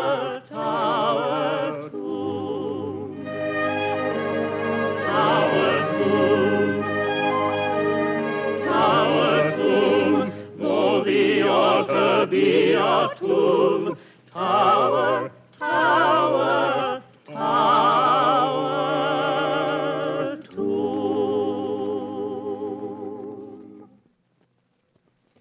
So my bride is Elsie. The blindfold covered her face, and I did not know. I shall test her. She thinks I am Leonard Merrill in this costume. Mistress Elsie? Master Leonard. Elsie, I have loved thee these 2 days since I've been here. Master Leonard, thou art jesting. Sir, I am not free. I am a wife. Thou? A wife? Whose? Oh, sir, keep my secret. He is Colonel Fairfax, whom I have never seen. A fig for Fairfax. Fly with me, Elsie. For shame, Master Leonard. I am wed even though I do not know my husband. I have a duty, sir. Shame upon thee.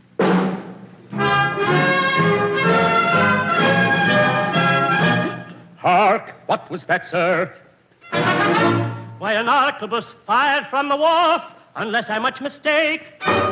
Strange, and at such an hour. What can it mean?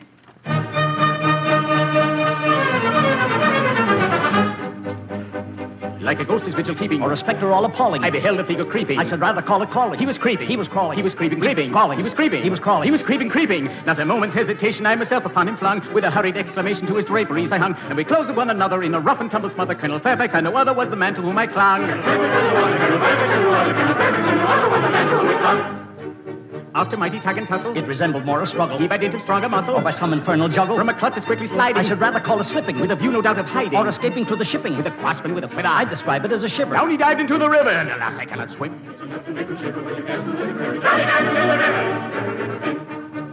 In ingenuity is catching with a view, making a pleasing arquebusum sentry snatching. I should rather call it seizing. With an ounce or two of lead, I dispatch him through the head. With an ounce or two of lead, you dispatch him through the head. I discharge it without blinking. Little time I lost him thinking. Like a stone I saw him sinking. I should say a lump of lead. Discharge him without thinking. Little time you lost him thinking. Like a stone I saw him sinking. I should say a lump of lead. Like a stone, the boy, I said. Like a heavy lump of lead. Like a stone, the boy, I said. Like a heavy lump of lead. Anyhow, the man is dead. With a stone all up or left. Anyhow, the man is dead. With a stone all up or left. Arquebusum sentry seizing with a view, speak of pleasing. Arquebusum sentry seizing with a view, speak of pleasing. With a shot to the head. With a very, very left. With a very, very left. With a very, very left. With a very, very second. With a very, very left.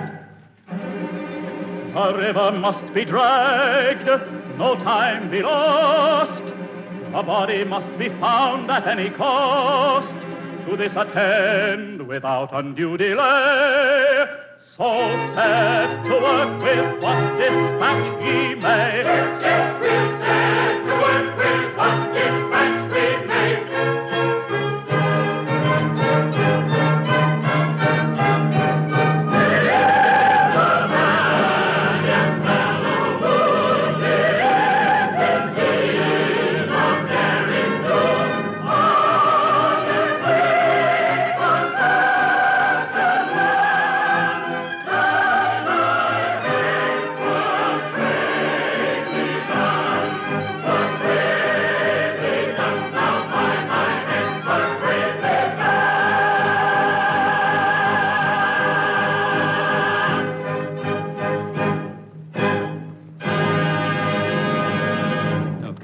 Not Elsie. Forget him. Now thou art free to choose again. Behold me. I can jest you, riddle you. Tush, man. Know you not how to woo a maid?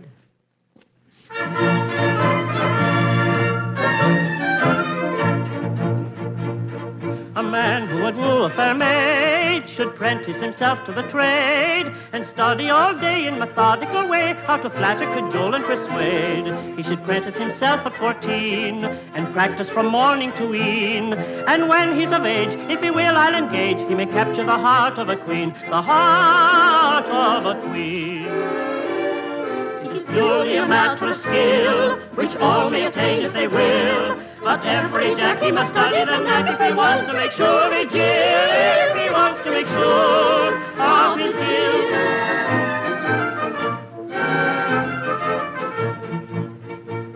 If he's made the best use of his time, his tweet is so carefully lined that every bird will come down at his word, whatever his bloom is your climb.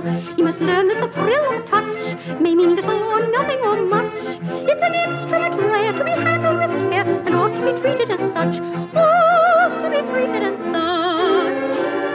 It is purely a matter of skill, which all may attain if they will. But every Jackie must study the knack if he wants to make sure of his Jill. If he wants to make sure of his Jill.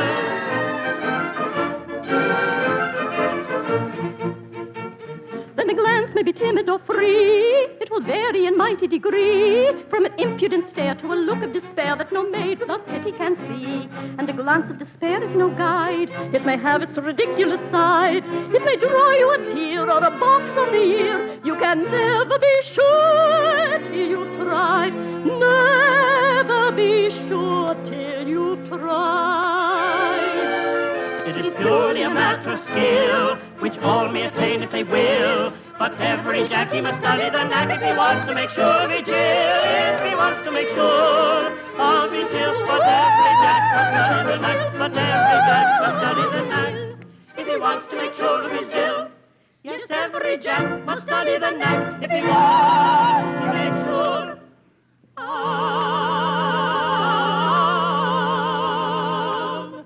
his Jill.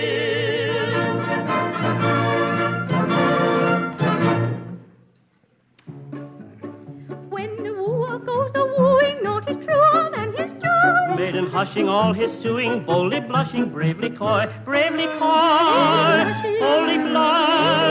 Oh, the happy days of doing. Oh, the happy days of doing. Oh, the sighing and the suing. When the wooer goes a-wooing, oh, the sweets that never cloy.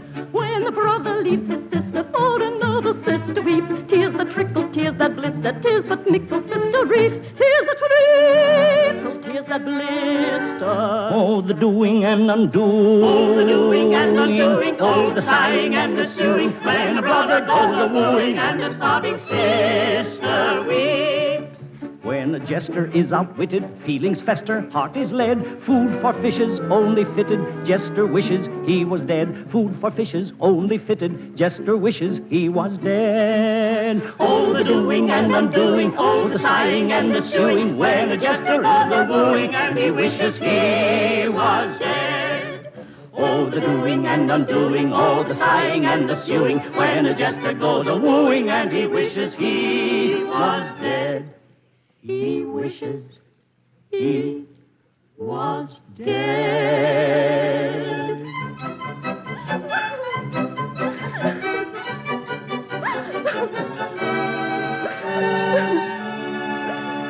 Big again, Phoebe?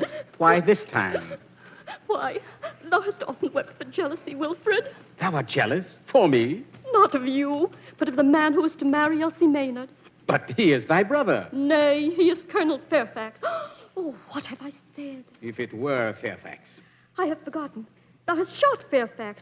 So be content with that, and I will be thy wife. My beloved. Even brutes must marry. Ugh. Hast heard the news? Colonel Fairfax's reprieve was signed 2 days ago, and his cousin Potwhistle held it up. Call the yeoman, call Elsie, everyone. This is the joy day unalloyed.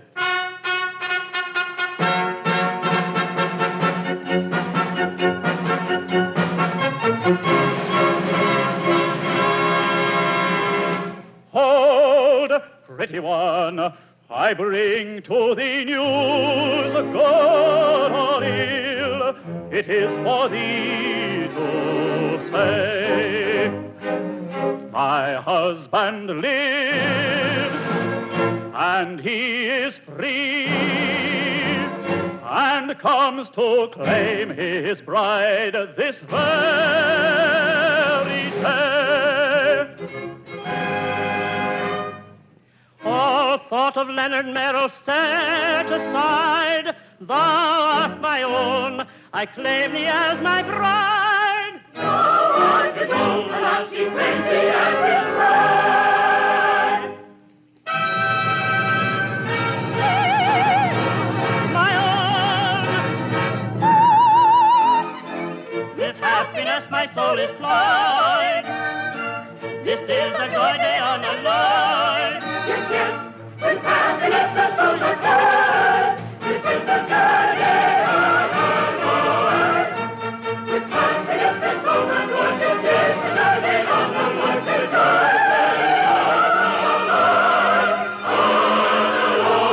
unalloyed. Ye thoughtless crew, ye know not what ye do. Attend to me and shed a tear or two. For I have a song to sing, oh. Sing me a song, oh.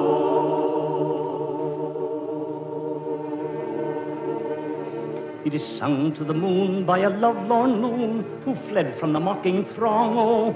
It's a song of the merryman moping mum, whose soul was sad and whose glance was glum, who sipped no sup and who craved no crumb as he sighed for the love of a lady. Heidi, Heidi, misery meal, lack-a-day-dee. He sipped no sup and he craved no crumb as he sighed for the love of a lady. I have a song to sing, oh. What is your song, oh?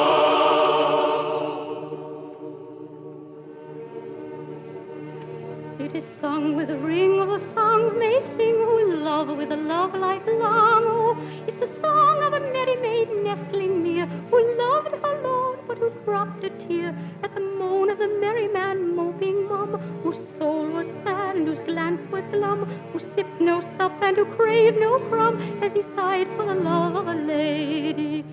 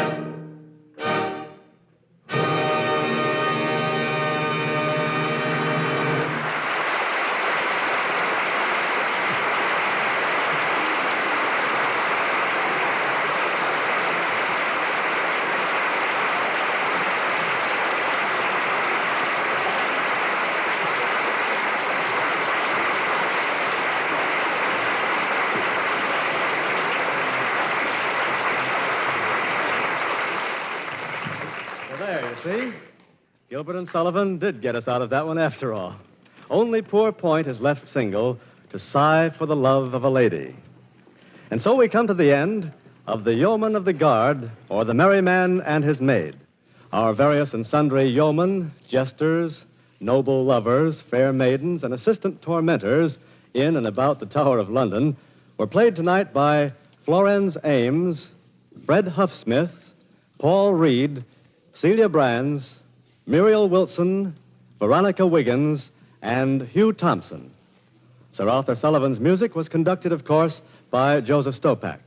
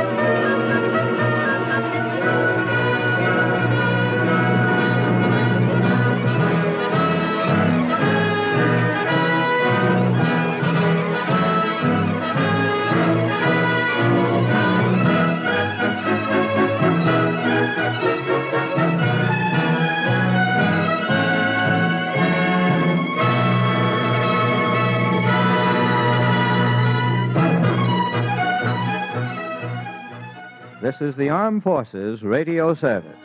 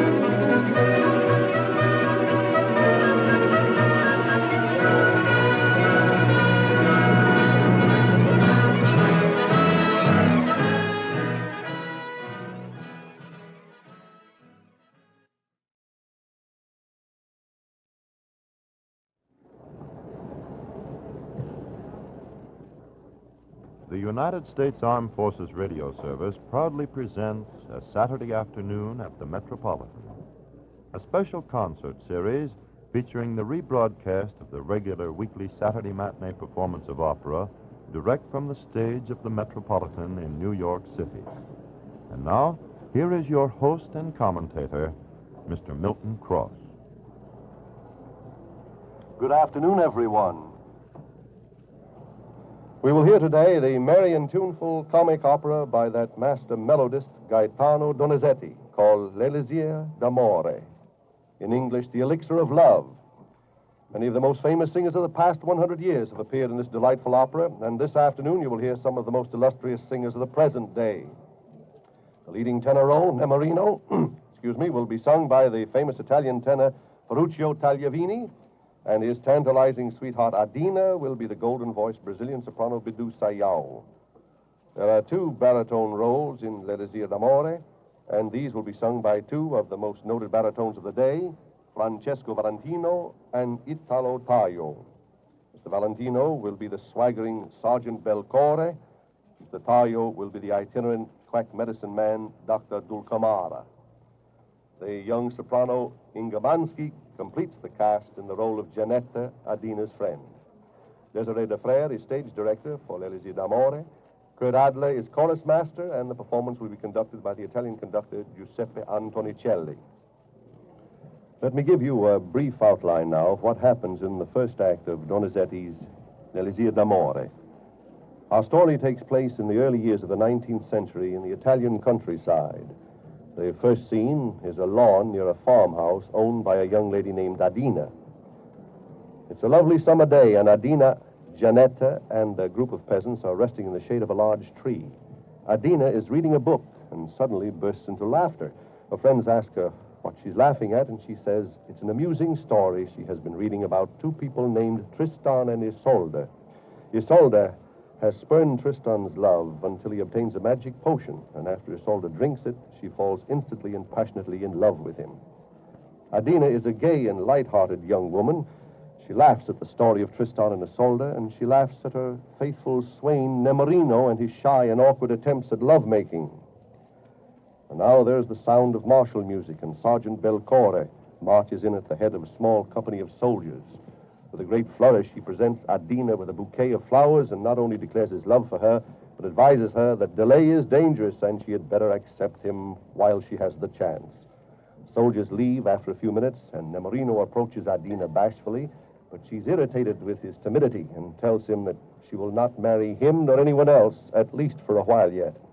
The act closes with a charming duet in which she advises Nemorino to fall in love with someone else, but he replies that his is a faithful heart and he can never love anyone but Adina. In the first act, we shall hear the colorful dancing introduction, followed by the gay and graceful opening chorus. The obbligato voice is that of Ingamanski. Then Nemorino's melodious and pleading love song, Quanto è bella, sung by Mr. Tagliavini. Next, Bedusayao in Adina's aria, with the chorus as she reads the story of Isotta, or Isolde in English, and the love potion, which especially impresses the lovesick Nemorino. The merry martial strains bringing in Francesco Valentino as Belcore and his soldiers, with the conceited sergeant's vigorous number in which he advises Adina to accept his love while this golden opportunity is at hand, reminding her that in love as in battle, delay is dangerous. We'll have the first act.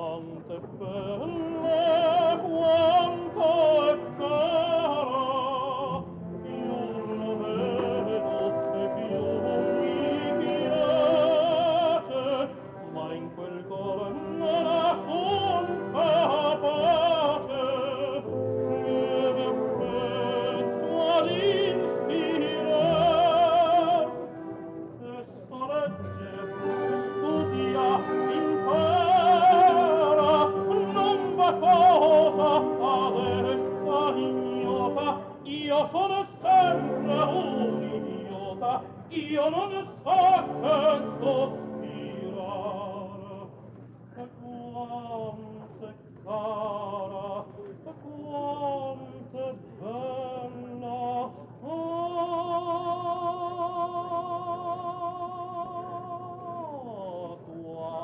è bella, quanto è cara, più la vedo e più mi piace.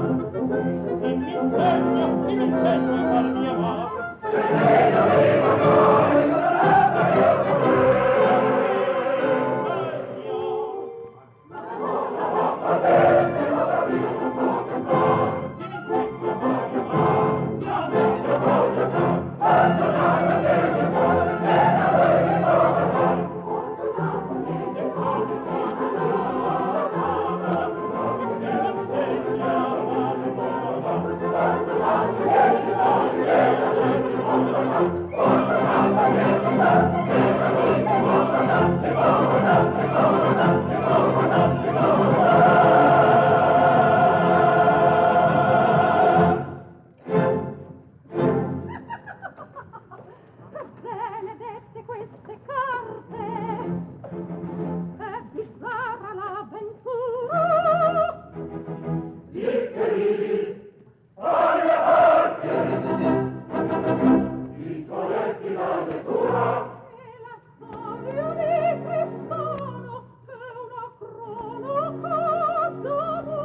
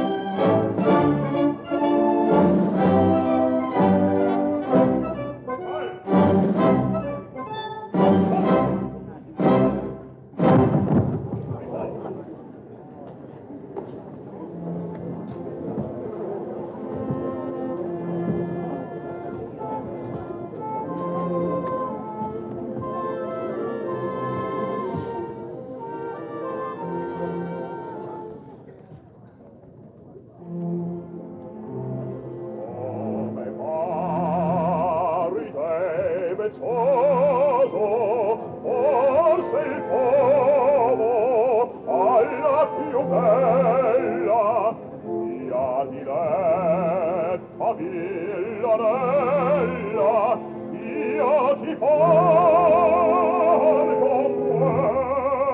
questi fior. Ma più lui più glorioso, più di lui felice io so, poi che premio del mio dono, poi che premio del mio dono ne riporto il tuo bel cor. È modesta signorina,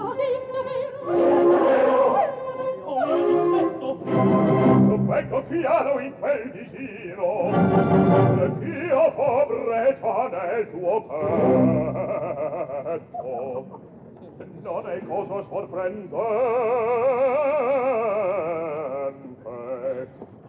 son galante e son sargente.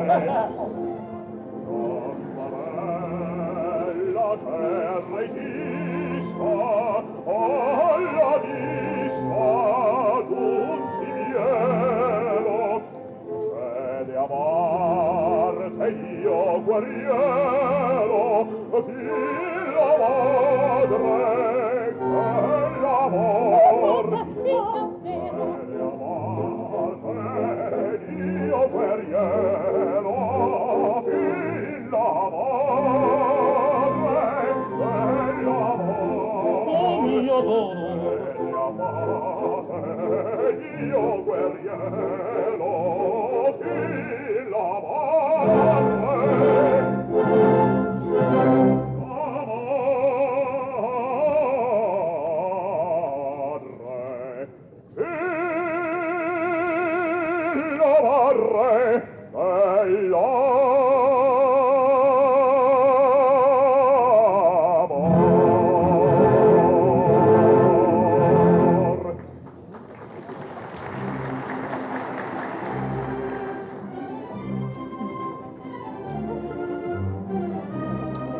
Forse mani, come io t'amo, a più tardi a revelarmi.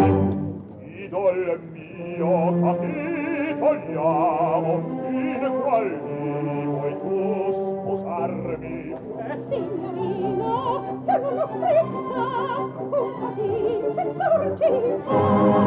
ma infelice, se l'accetta, disperate io morirò. Capitoliamo, capitoliamo, capitoliamo.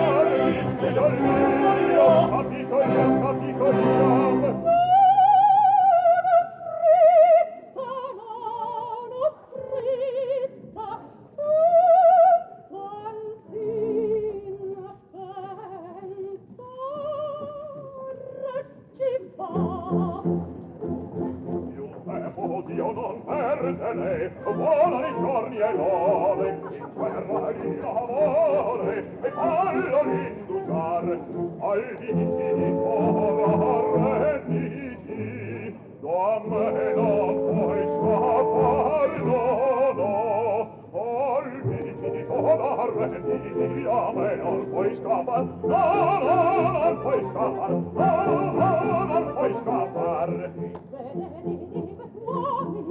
Vedete una storia, già candono vittoria, e la siete di furia. La nena ne si facile, attina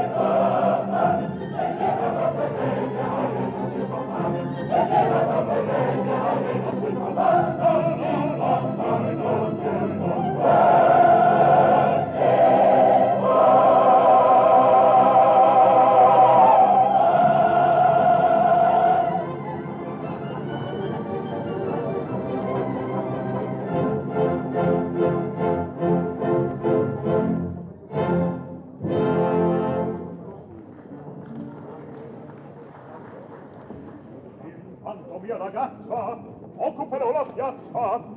Alcuni istanti concedi a miei guerrieri al coperto posar.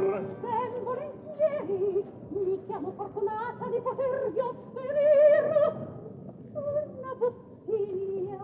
Obbligato, io son già della famiglia. Voi ripigliar potete l'interrotti lavori, il suo declino. Andiamo! Una parola tua vita.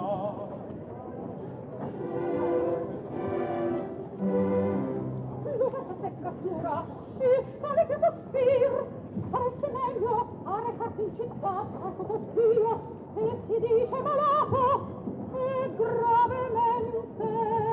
Il suo mal non è niente, apprezzi il mio, e partirmi non poss'io. 1000 volte il tentai. Seminare e lasciare d'altro. E che mi importa? Morrai di fame e senza pagar culo. O di fame o d'amore, per me sei tutt'uno.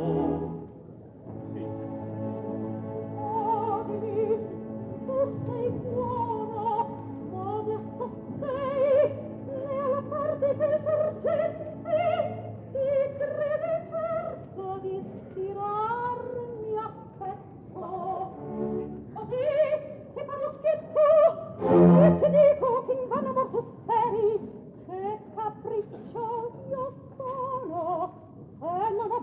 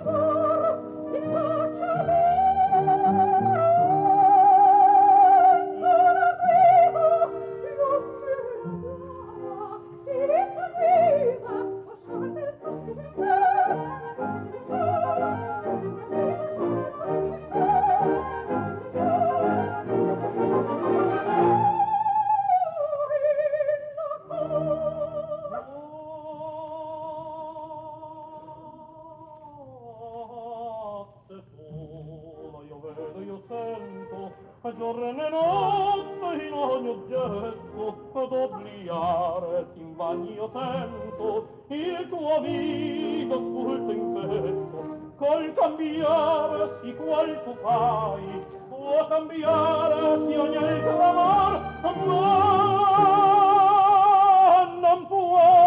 non può giammai il primiero uscir dal corpo, uscir dal corpo,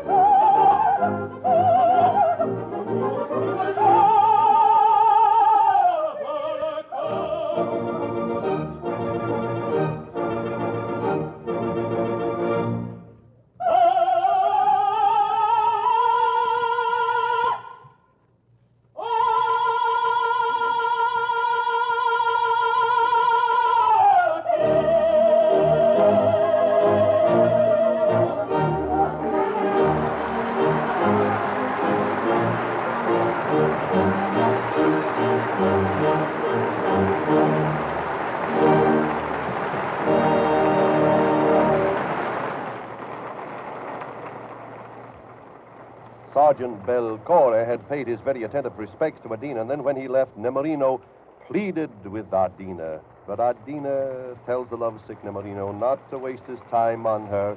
It would be fruitless. She can never love him. Here are the two lovers now. Bidou Sayao, in her sweet peasant costume of many colors, a white blouse, dark blue bodice laced with red ribbons, lavender skirt with a ribbon border, and a pink apron with long gold fringe at the bottom. Her hair ornamented with small gold balls. Here she is again with Nemorino, Ferruccio Tagliavini in his dark red coat and red knee breeches and open-neck white shirt, clutching that beige hat of his, and Francesco Valentino bowed with him that time. There were three of them. He as Belcore in his resplendent red, green, and white sergeant's uniform with a white cross belt. Once more, the three of them bow. We've just heard the first act of Donizetti's comic opera, L'Elisir d'Amore. And once more, it is intermission time at the Metropolitan Opera House in New York City. And now, opera news on the air, Mr. Goldovsky. Good afternoon, ladies and gentlemen. One of the things opera lovers like to theorize about is why the continuing output of successful operas has narrowed down from the broad flowing stream of the 19th century to what we must admit is a fairly meager trickle of our own time. I don't suppose any one theory provides the whole answer to the question, and yet I feel that many present-day composers seem to lack an instinct for dramatic effect in the theater. And if an opera, even with excellent music, is tied down to earth by an essentially undramatic story, it seldom really gets a chance to succeed. Well, Mr. Godofsky, today the composers themselves do plenty of complaining about the dearth of suitable librettos. And yet, I don't think they've even begun to explore the possibilities of what has always been the richest source of good dramatic material, the theater itself. Too often, the book of a modern opera is the work of a poet, sometimes even a good poet, but not essentially a dramatist. And there are indeed two different things in most cases. In the 18th and early 19th century, it was quite common for plays to be written in verse. But nowadays, the poetic drama has almost entirely disappeared from the stage. And yet, Miss Roman, the ability to spot the operatic possibilities in a work written for the stage seems to be an important requisite of the successful composer of opera, almost one of the tools of his trade. Yes. We know that Puccini, for example, was always on the lookout for dramatic material. He'd think nothing of going all the way from his native Italy to London for the sole purpose of seeing a play he suspected might provide grist for his operatic mill. Think of the many operas by various composers which existed as plays before their operatic reincarnation. Tosca, Butterfly, Traviata, Trovatore, Otello, Marriage of Figaro. The list could go on almost indefinitely. Furthermore, Miss Roman, at one time, leading dramatists would often put their plays in the form of operatic texts to begin with. And these texts would be used by many different composers. No, the good old days when it was not obligatory to be original. Remember a few weeks ago on the Lucia broadcast, we mentioned the fact that The Elixir of Love was written, rehearsed, and produced in only 2 weeks' time. Now, one of the reasons for the successful outcome of this extremely hurried job was Donizetti's selection of a superbly effective libretto by the French dramatist Scribe, originally written for the French composer Louis Aubert. Donizetti certainly turned to the most reliable source of supply. Scribe was the ranking dramatist of his day. As well, Miss Romanes, being an incredibly prolific one. He ran a regular factory for the writing of plays, and he had a whole crew of assistants. They wrote the dialogue while he supplied most of the ideas. But he could always be counted on for a neat, workmanlike job of dramatic construction, with everything dovetailing and fitting together oh so smoothly. In fact, Scribe's name is almost synonymous with what the historians of the drama call the well-made play. And everything dovetails, as you say, but perhaps a little too well from a modern point of view. What I mean to say is, in his plays, things do have a way of happening awfully conveniently, apparently completely by chance, but just at the right moment for the sake of the plot. And yet the author's skill is such that his plots always pay off theatrically. Even though the characters in The Elixir of Love certainly aren't overly original, they are clear-cut and well-defined. I think you'll agree, Miss Roman, that they are more or less stock characters. Nemorino, the hero, is, after all, merely a sympathetic version of our old dramatic standby, the country bumpkin. Not too bright, but sincere, devoted, and even appealing in a childish sort of way as he sings of his love for Adina, a lovely melody which we heard him sing with such feeling in the first acts.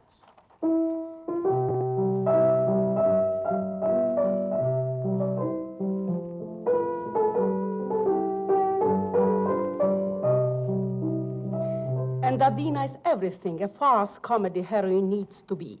Beautiful, capricious, and for good measure, wealthy. And a madcap heiress has always been a good subject for comedy.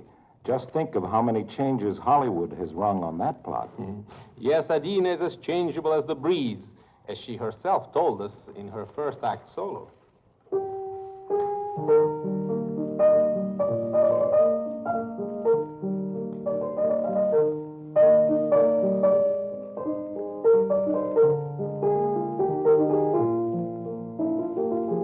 And another old, reliable comedy figure is the conceited sergeant, Belcore, who is convinced that he's the lady killer of the century. A type by no means extinct, Mr. Abel. We heard him pompously presenting flowers to Adina, satisfied beyond a doubt that his attentions would quite sweep the lady off her feet. Old stuff, but still theatrically effective.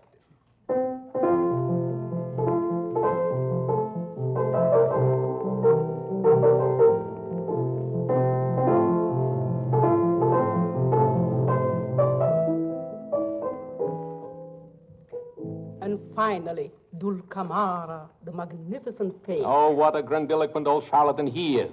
A real W.C. Fields character. Step right up, ladies and gentlemen. He will sing in the next scene as he will prepare to open up shop with his traveling medicine show.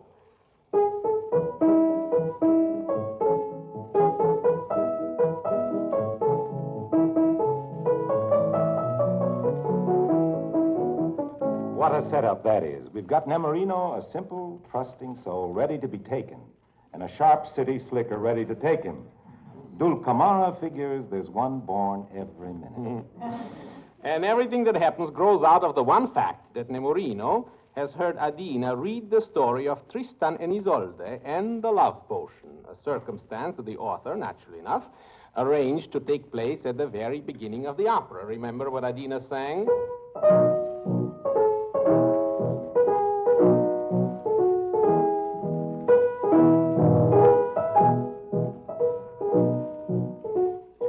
Dulcamara operates his business on a you name it, we have it basis. And he's only too glad to sell Nemorino some ordinary Bordeaux wine as the magic love potion when he finds out that that is what Nemorino is in the market for, and for a price that just happens to be every cent the poor fellow has in his pocket. Nemorino is now convinced that the magic drink has made him irresistible, and by the next day, Adina will be madly in love with him. In fact, He is so sure of himself that Adina is quite annoyed by his cocksure attitude, and she accepts the sergeant marriage proposal just to teach Nemorino a lesson. Even then, Nemorino is not disturbed, for the wedding is not to take place for several days, and so he thinks he still has plenty of time. The effects of the elixir are supposed to be felt by the following day. And now there takes place one of those fortuitous, highly convenient events that happen by pure chance at the precise moment it suits the author's purpose. An order arrives commanding Sergeant Belcore and his soldiers to leave the next day. So it is now or never for the wedding. Nemorino is now desperate and pleads with Adina not to marry right away, but to wait at least one day.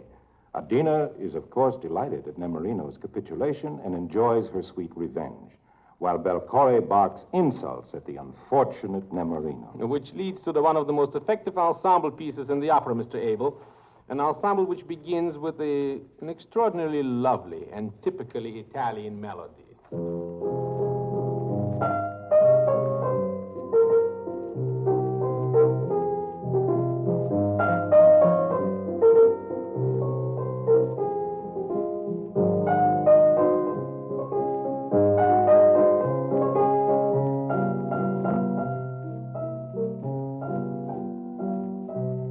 Naturally, Nemorino now wants more of the love potion, enough to take immediate effect since he can no longer risk waiting until the next day. But he has no money, and his only chance of getting some is to join up with Belcore's outfit for the sake of the enlistment bonus. And that, in turn, leads us to a scene between Belcore and Nemorino.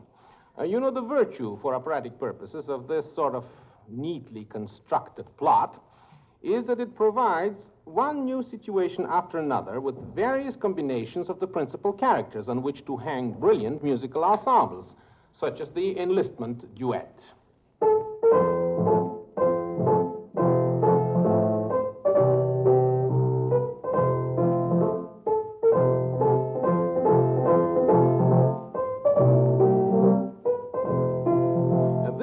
You will notice, not only derives logically from the situation, but actually advances the story. Nemorino now has money to buy another bottle of the so-called love potion.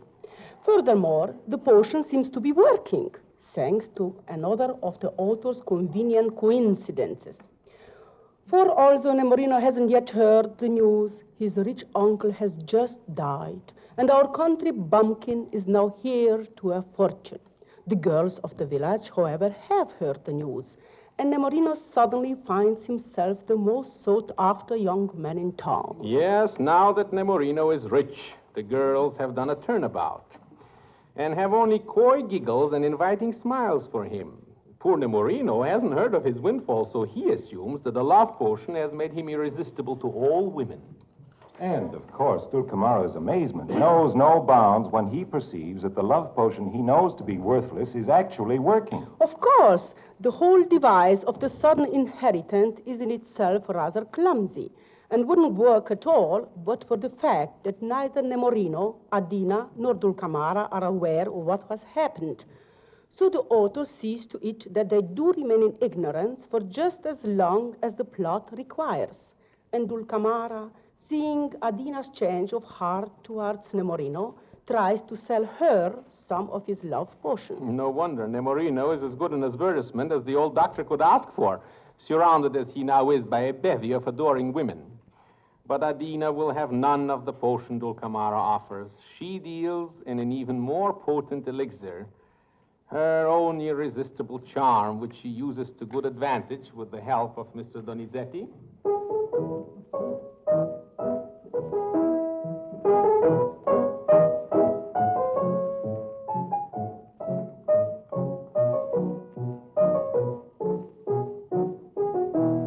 And so everything ends joyously, and there you have it. The well-made play, a fairly standard concoction to be sure, but containing just the right amount of emotion, plus just the right amount of lively action and comedy, entertainment, and surprise. Take those well-tried dramatic elements, entertainment, emotion, surprise, comedy, shake well, garnish with a happy ending, and you have that highly agreeable potion, the elixir of love. You've just heard Opera News on the air with Boris Goldovsky, Stella Roman, and Walter Abel. Now let's turn our attention once more to the stage of the Metropolitan Opera House, where a matinee performance of Donizetti's L'Elisir d'Amore is being given. The scene of the second act is the public square of a nearby village. There's great excitement among the villagers as a magnificent carriage is seen approaching. They crowd around as it comes to a stop in the square, and the pompous Dr. Dulcamara rises to address them in the aria, Udite, udite, o rustici. Give ear, listen, ye rustics, or O country folk. The rustics are much impressed as he describes himself as the greatest medical genius of the age and urges them to buy his famous cure-all, which is guaranteed to relieve practically all the ills to which the flesh is heir. He's so anxious to make this great remedy available to all that he's practically giving it away, only 1 scudo a bottle. The villagers crowd around, and he does a great business handing out the bottles and taking in the scudi. When the crowd has left, Nemorino approaches the great doctor and asks him if he knows of the love potion taken by Isolde. Dr. Dulcamara has never heard of it, but he's quick-witted and says, of course, he knows all about it. In fact, he has a bottle of it with him. Nemorino says that he has only 1 gold piece, and the doctor answers that, by a strange coincidence, that is exactly the price. So the sale is made, and the doctor warns him that it will take at least 24 hours for the potion to take effect, and adds under his breath that by that time he will be far away. He also advises him not to tell anyone about the wonderful elixir. Nemorino promises to keep the secret, and Dr. Dulcamara drives away. The love potion, of course, is nothing as more than ordinary Bordeaux wine, as Mr. Goldovsky told us, but Nemorino is so gullible, he's ready to believe anything. He decides to sample it at once, and it soon begins to take effect. Nemorino laughs gaily, sings and dances, and when Adina comes in, he pretends to ignore her, and she wonders if he's lost his mind. Adina is so exasperated with him that when Sergeant Belcore arrives on the scene and asks her when they can be married, she replies promptly, in a week. At this, Nemorino bursts into laughter, for he knows that by this time tomorrow, the love potion will make him irresistible to Adina. Just at that moment, a message is brought to the sergeant. It's an order for him and his company to march away at dawn the next morning. Belcore turns to Adina and says that they must be married right away. But Nemorino, jolted out of his complacency by this turn of events, begs her to wait just 1 more day as he pleads, Adina, credimi, believe in me. But she is thoroughly out of patience with him and announces that she wishes to be married right away. A notary is sent for, and all present are invited to the wedding feast, while poor Nemorino is frantic and rushes off looking for Dr. Dulcamara. In just a moment, the curtain will rise on the marketplace of this small village, and first we'll hear a bugle call announcing the approach of the Dr. Dulcamara, and then for some fun with Italo Taglio as he arrives standing in his big, high back carriage, calling Udite, udite, o rustici. Listen, listen, country folks. And he's dressed in his swallowtail striped lavender coat with green lapels and gray trousers, black boots, and a large gray top hat. His coat is flashily covered with large medals and decorations. And he soon unravels 2 lengthy scrolls extolling the virtues of his famous elixir. It's a cure-all if there ever was one. Only once does he pause in his praise of the elixir, and that to pull the tooth of a timid soul who is just about forced to make his way to the carriage. Here is our conductor, Giuseppe Antonicelli. We'll have this second act.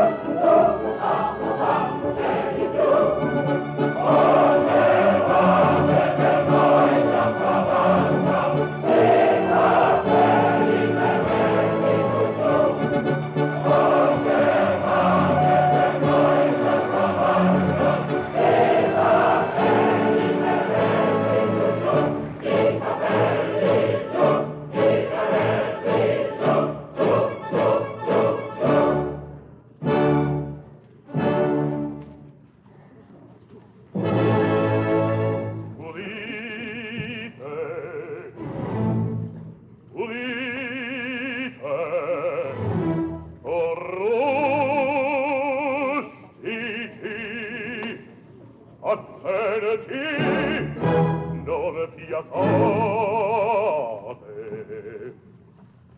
Io già suppongo e immagino che al far di me sappiate, io sono quel gran medico, dottore enciclopedico, chiamato Dulca Amara, la cui virtù proclama i portenti infiniti son noti all'universo e in altri siti.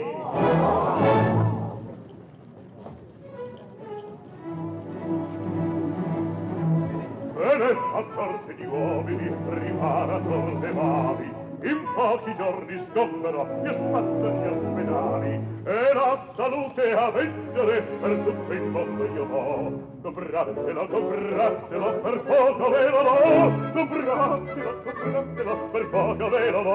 Compratelo per poco ve lo do. E questa l'odontaltica, di rampille di cuore, di toppi e delle cimici, possesse istruzione, di cui certificati, autentici, bordati, toccar vedere e leggere, a ciascuno avrò, per visto mio specifico, simpatico, prolifico, buon sessuaginario, e vale scenario, dopo di 10 bamboli ancora diventò, di 10 o 20 bamboli fin donna diventò, e questo tocca e cana, di brevissima, io d'una ricca vedova, mi piange le o voi matrone rigide, ringiovanir bramate, le vostre rughe incomode, le che adesso cancellate, volete voi donzelle, venite a aver la pelle, voi giovani cavalli, per sempre avere amanti, abbraccio il mio specifico, per poco ve lo do, per poco ve lo do, per poco ve lo do, bravi giovanotti, brave vedovette, abbraccio il mio specifico, per poco ve lo do. E i poveri paralitici, sedicenti, apopletici, gli asmatici, gli asfixici, gli sterici, gli ametici, moriscetti, politici, e scarafone, rachitidi, così mal di petto, che il moda diventò. Mirabile per i civiti, mirabile per i pregatori, guariti, paralitici, guariti, gli apopletici, abbraccia il mio specifico, voi genove non sonne, per poco quelle notti, per poco ve lo do. Avanti, avanti, avanti, comprate il mio specifico, per poco ve lo do, per poco ve lo do, per poco ve lo do, e per poco ve lo do. E l'ho portato per la posta, da lontano mille miglia. Mi direte, quanto costa, quanto vale la bottiglia? 100 scuri! 100! Per trovarmi il mio contento di sia tutto accoglimento, che vi voglio appositamente uno scudo regalare.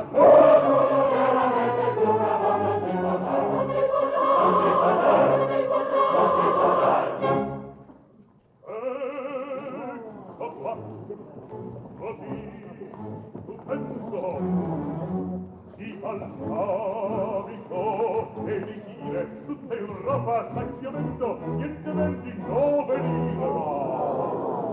Ma siccome è pur palese, io son nato nel paese, per venire a voi lo cielo, non strarire a voi richielo. Orecchia, musica!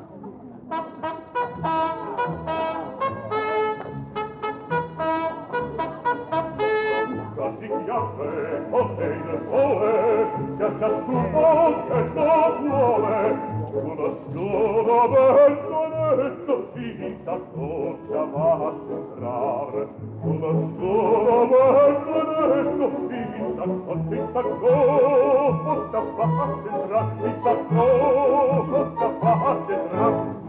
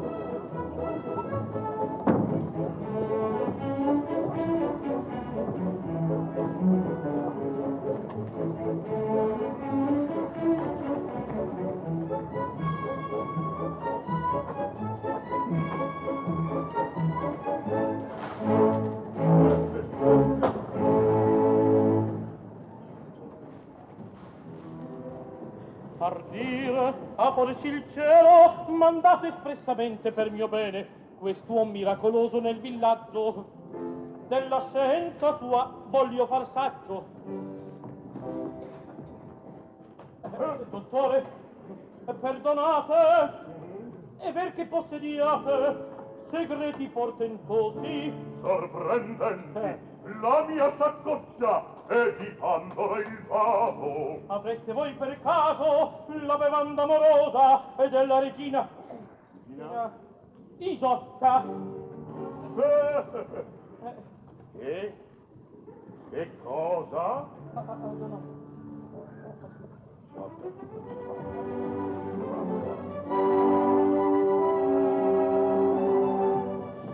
Voglio dire lo stupendo elisir che desta amore. Ah, sì, capisco, intendo.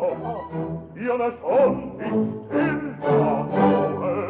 E sia vero. Sì, se ne fa gran consumo in questa età. Oh, fortuna, che ne vendete? Ogni giorno. E qual prezzo ne volete? Poco assai. Poco? E cioè, secondo. Un zecchino, null'altro qua. È la somma che ci va. Ah, prendetelo, dottore! Ah, prendetelo, dottore!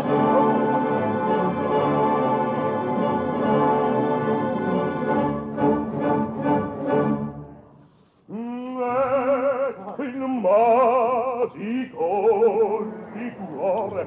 Obbligato, obbligato, son felice, son contento, e li libri, mi dà bontà, e benedetto chi mi fa.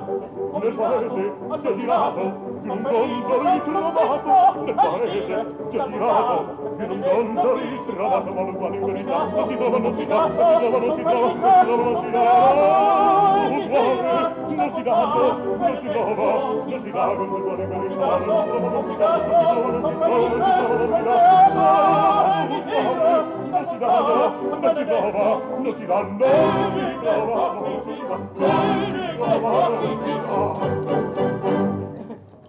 Ehi, dottore, un momentino, un momentino, un momentino. In qual modo usar si puote? Non riguardo, pian pianino, la bottiglia un po' si scuote, poi si stura, va, si va, che il vapor non se ne va, il vapor non se ne va. Ben, quindi al labbro l'avvicini, ben, e la bevi, accetta il dini, è l'effetto sorprendente, non ne tardi a conseguire, è l'effetto sorprendente, non ne tardi a conseguire, non ne tardi, non ne tardi a conseguire.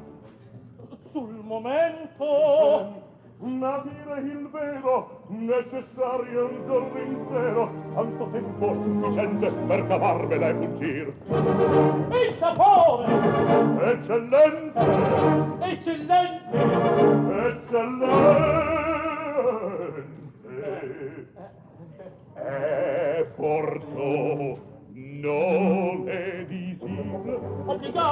assi obbligato, son felice, son contento, eligire mi dal bontà, benedetto chi ti fa, obbligato, son felice, son contento, eligire mi dal bontà, benedetto chi ti fa, obbligato, son felice, son contento, eligire mi dal bontà, benedetto chi ti fa,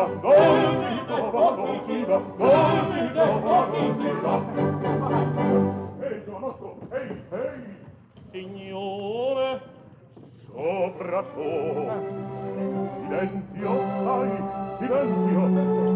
silenzio, oggi dispacciar l'amore è un affar geloso assai. Sicuramente è un affar geloso assai. Impacciarsene potria un tantin l'autorità. Dunque silenzio, vedo la fede mia, e anche l'anima in donna. Silenzio, vedo la fede mia, silenzio, vedo la fede mia.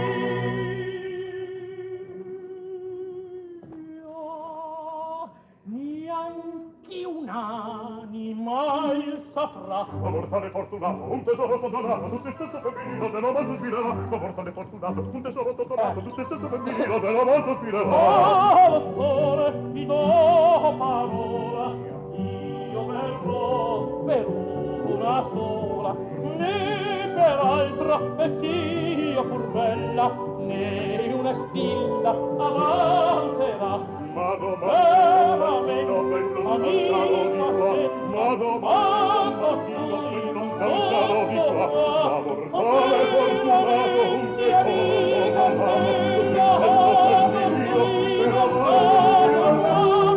a costui mandato, ma silenzio, non temi, che la forza non la sa. Ma domani può partire per non sono di qua. Ma domani può partire per non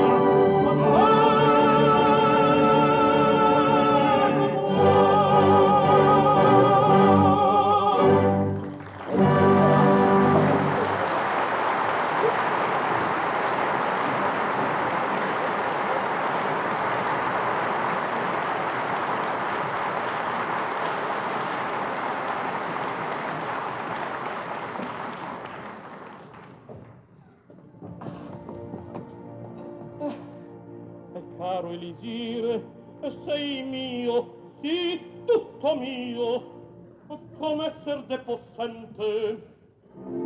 La tua virtù, se non bevuta ancora, di tanta gioia già mi colmi il petto. Ma perché mai l'effetto non ne posso io vedere, prima che un giorno intero non sia trascorso. Bevasi.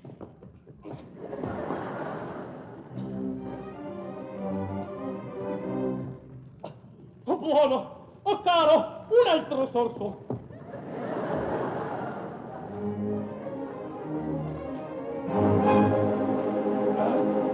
Oh, molti bene in vena, dolce calor mi scorre, a forse anch'essa, forse la fiamma istessa incomincia a sentir.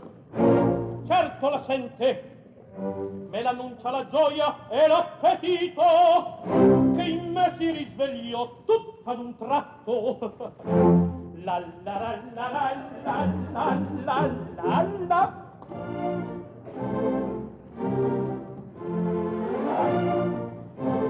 Che mai quel matto Ueni Moreno, così allegro, e perché? La, diamine, ed essa? Ma no, e non ci apprezziam da miei sospiri,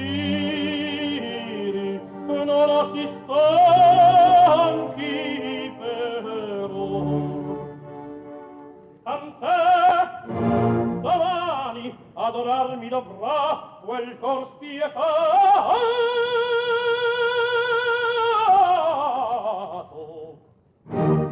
Non mi guarda neppur come cambiato.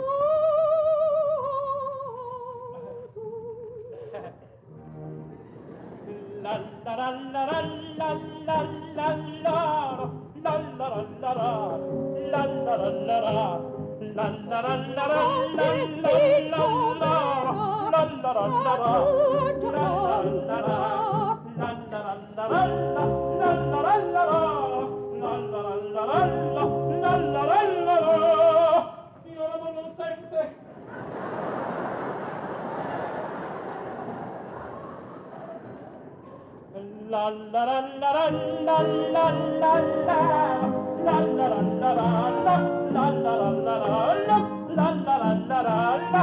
la la la Non parli indifferente. Finora amor non sente. Non parli indifferente. Finora amor non sente.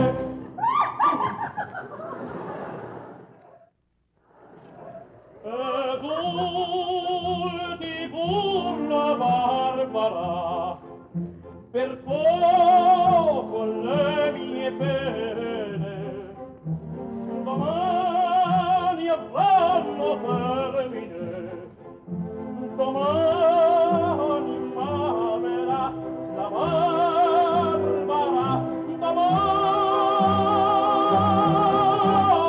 m'amerà.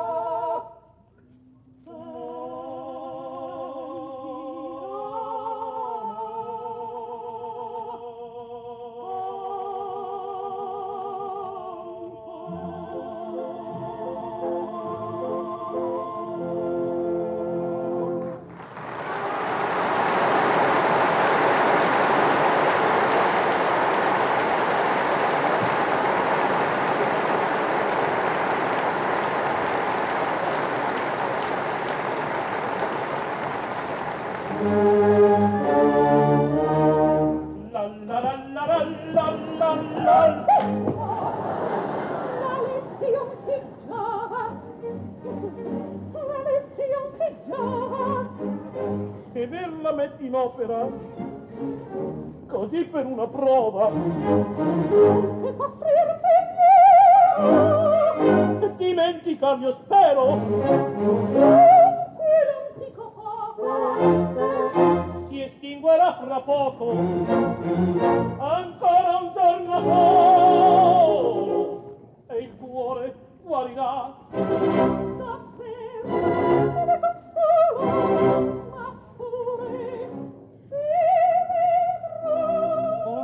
giorno solo.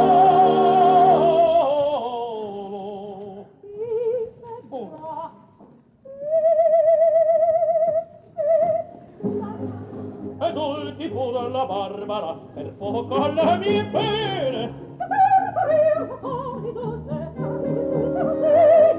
Domani avranno termine, domani m'amerà. Esulti pure la Barbara. Esulti pure la Barbara per poco alle mie pene. Domani avranno termine, domani m'amerà. Domani avranno termine, domani m'amerà.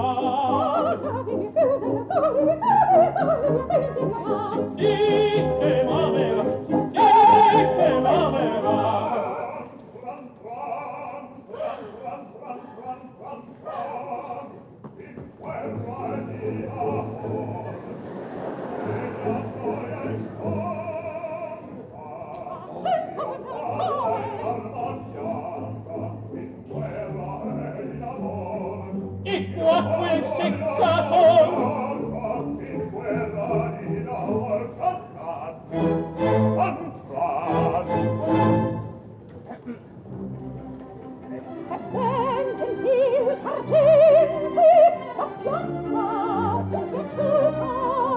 difesa bravamente il vano e lei battuta e non si dice fare e questo temeva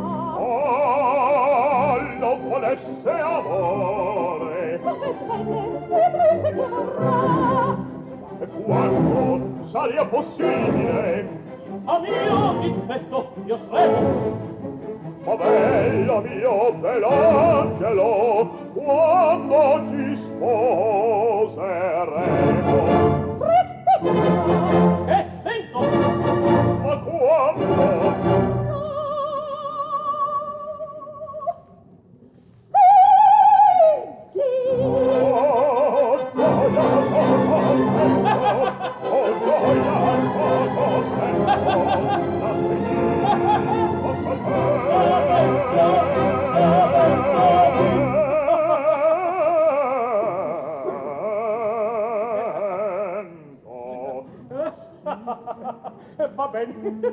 Va bene, così.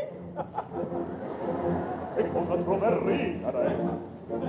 Codesto scrimonito, o non lo piglia scopole, se non va via di qua. Va bene. O non lo piglia scopole, se non va via di qua. E cosa trover ridere? La cosa si immagino. E cosa trover ridere? Che fai, che scontigo? O non lo piglia scopole, o non lo piglia scopole, o non lo piglia scopole, se non va via di qua. Se non va via di qua, o non lo piglia scopole, se non va via di qua. Se non va via, non piglia scopole, o non lo piglia scopole, se non va via di qua. Se non va via di qua, o non lo piglia scopole, se non va via di qua. Se non va via, non piglia scopole, o non lo piglia scopole, se non va via di qua.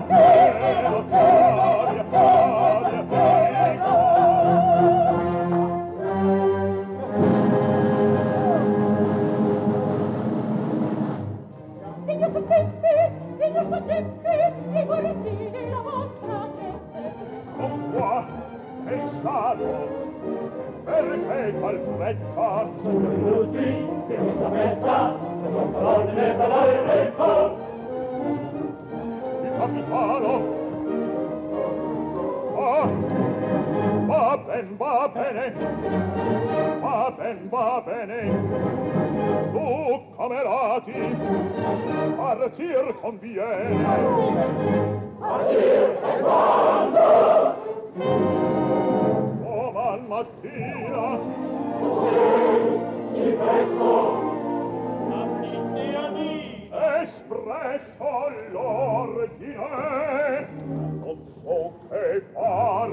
Parentesi sicuramente, combinazione, cambiarsi spesso di guarnigione. Come avanti, abbandonar. Come avanti, abbandonar. Marina unista, domani azioni, almeno ne ricordati del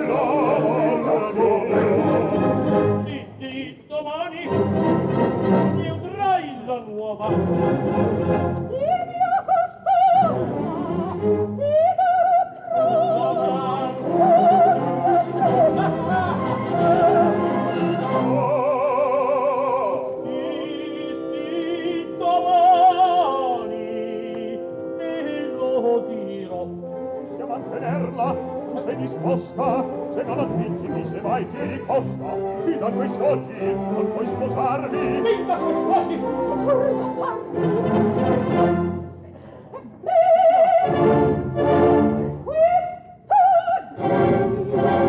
Quest'oggi, oh Adina, quest'oggi, perché no? Aspetta almeno, fin domattina.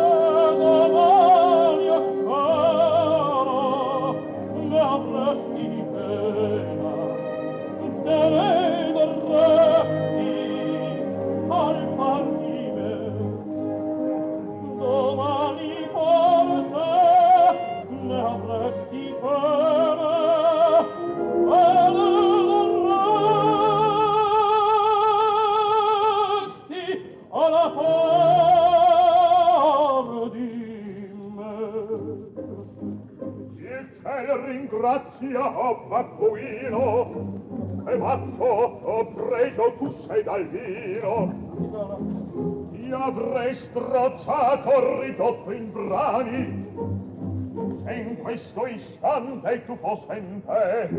Infin ti ottengo a quelle mani, va via buffone, ti ascondi a me. Va via buffone, ti ascondi a me. Dottore! Va via.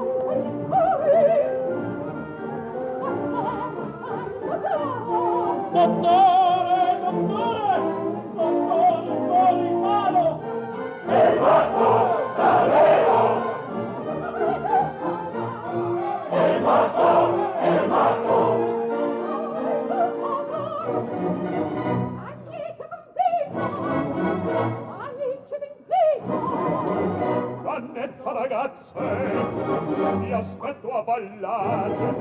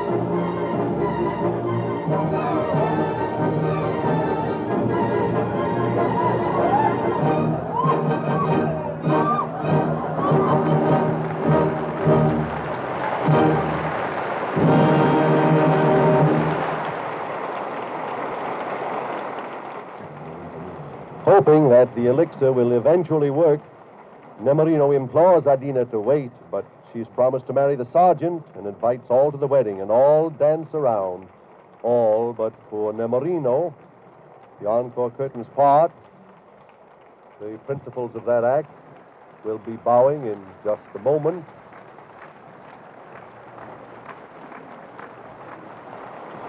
Here they are, led on by Mr. Tagliavini, Ferruccio Tagliavini, in his red coat and red knee breeches, as Nemorino. Next to him, Bidu Sayao, still wearing her sweet peasant costume of many colors as Adina. Next to her, the fabulous Dulcamara, Italo Taglio, in his swallowtail striped lavender coat covered with flashy medals. And the fourth, Francesco Valentino, as the conceited Sergeant Belcore. Here he is taking a solo bow in his brilliant soldier's uniform. Ingamansky, Janetta. May we interrupt for just a moment to remind you that if you are enjoying these Saturday afternoons at the Metropolitan, kindly write Metropolitan Opera, Armed Forces Radio, Los Angeles, USA. I repeat, if you enjoy the opera, please write to Metropolitan Opera, Armed Forces Radio, Los Angeles, USA. And now, once again, here is your host and commentator, Mr. Milton Cross. And now, to resume our opera story, the third act of L'Elisir d'Amore is divided into two scenes. The first of these takes place in the courtyard of the village inn. At long tables, plentifully covered with food and wine, peasants, villagers, and soldiers are enjoying the wedding feast. Sergeant Belcore sings a gay song about love and wine, and Dr. Dulcamara announces that he is a beautiful duet which has never been sung before. He takes the manuscript from his pocket and invites Adina to join him in singing it. The merriment is interrupted by the arrival of the notary. We now learn that Adina is distressed because Nemorino is not there. Her engagement to Belcore has been the ill-considered outcome of her exasperation with Nemorino, and she has no intention of going through with it, but is still uncertain as to just how to get out of it. She and Belcore go into the next room with the notary, and the guests leave the tables and go out onto the lawn, all except Dr. Dulcamara, who remarks that at the moment food interests him more than anything else. And now Nemorino arrives, too late for the feast and in great distress. The elixir of love has not done its work, and when Dr. Dulcamara learns that the trouble is, he advises Nemorino to buy another bottle at once. But Nemorino wails that he has no money, and the doctor advises him to get some right away. Dulcamara has finished his lunch and departs after informing Nemorino that he will be waiting at the inn with another bottle of the magic potion. The unhappy Nemorino sits brooding with his head in his hands when Belcore comes storming in from the other room, declaring that there is no accounting for the whims of women. Adina tells him she loves him, but unaccountably decides that she does not want to be married until later in the day. This gives Nemorino a ray of hope, and he tells Belcore that he must have some money immediately. Well, why don't you join the army, says Belcore. There's a bonus of 20 scudi payable on enlistment. Nemorino is desperate and willing to grasp at anything which offers hope, no matter what the later consequences may be. So he signs the enlistment paper and receives the 20 scudi, and the two men shake hands and both think they have made a clever bargain. When the curtain falls at the end of this scene, there will be a pause for a few moments, and I will have time to tell you the story of what is to happen in the second scene of this act. In just a moment, Mr. Antonicelli will be in the pit. There'll be a crashing chord, and the curtain will rise on a room of a small village inn opening upon a porch and flower garden in the rear, the musicians' gallery at the far left, soldiers and peasants, old couples and young, dance around a festive table with its simple red checkered tablecloth. Italo Taglio, as Dulcamara, says he has a new barcarolle from Venice. He gives Adina, Bedusayao, a copy to sing with him, and he's soon dancing and singing with her. The number is titled, Io son ricco e tu sei bella. I am rich and you are beautiful. Here's the applause greeting our conductor. We have the first scene of the third act of Donizetti's L'Elisir d'Amore, the Elixir of Love.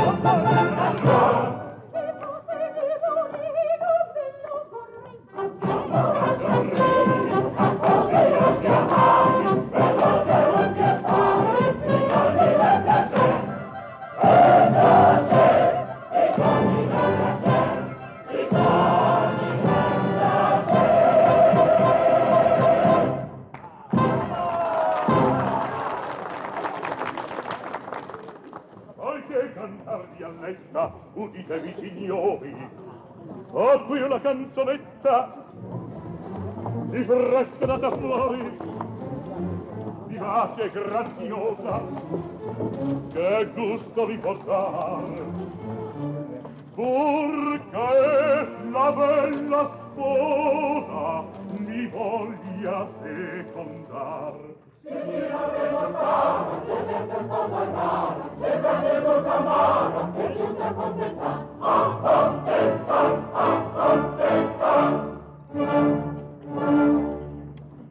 La canzone si intitola La Nina gondoliera e il senator Credenti.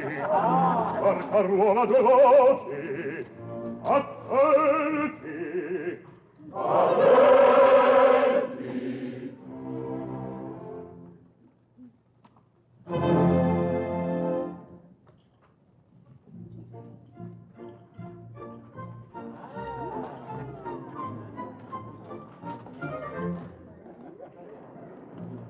Io son ricco e tu sei bella, io non cambio perché tu perché a me saprai, Rubella, Nina mia, che vuoi di più?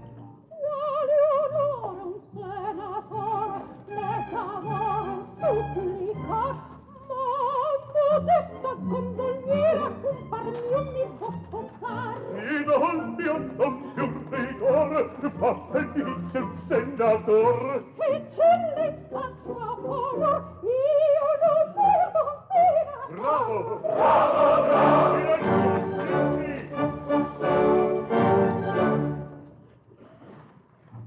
una tornata porca ruola, prendilo quest'amor, lieve questo lieve vola, pesa questo il resto ognor.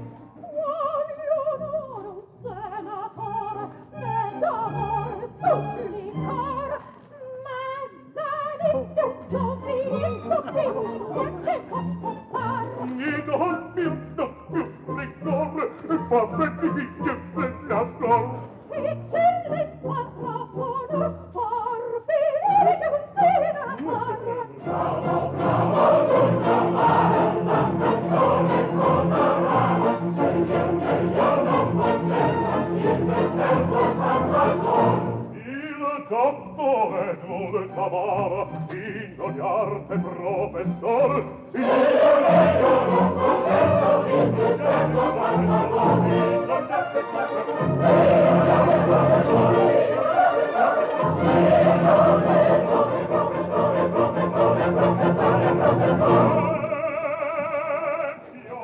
e quello paro che viene a confermato mia felicità.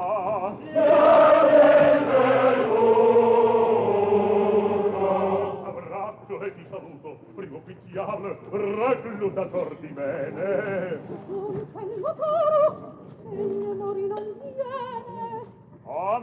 Mia bella Venere, ma in quelle luci tenere, qual vengo un nuvoletto? Non è niente, segui non è presente, confita non mi parla mia vendetta. Andiamo a segner l'atto, il tempo apprezza.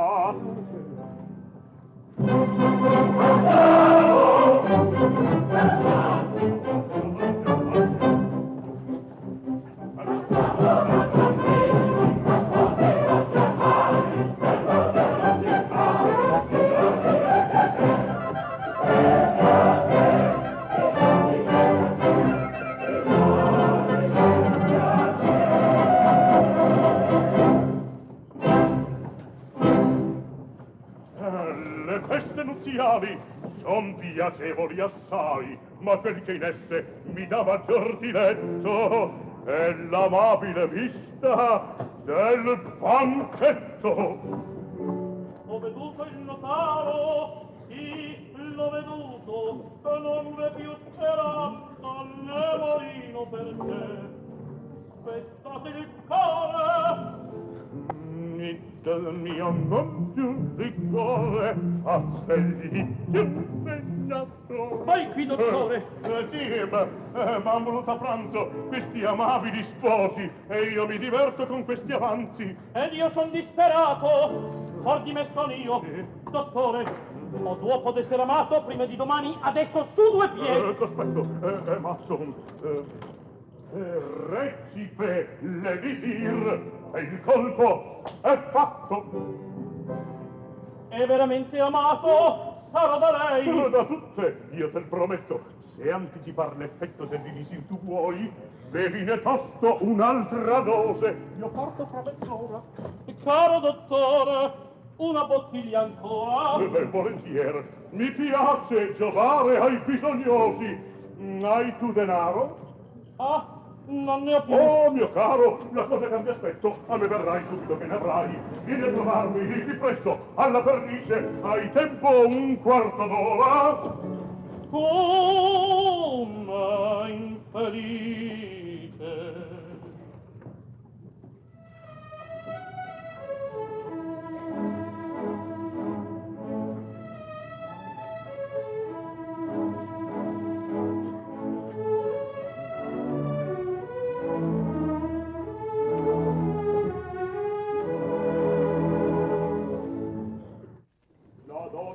di mare, stravagante davvero.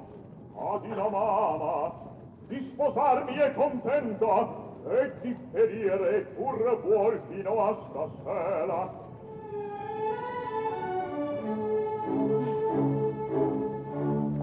Ecco il rivale, mi spezzerai la testa di mia mano. Ebben, e cos'ha questo paggiano? Ehi, ehi, quel giovinotto, cos'hai che ti disperi? Io mi dispero perché non ho denaro, ne so dove trovarne. Si munito, se denari non hai, fatti soldato, e 20 scudi avrai.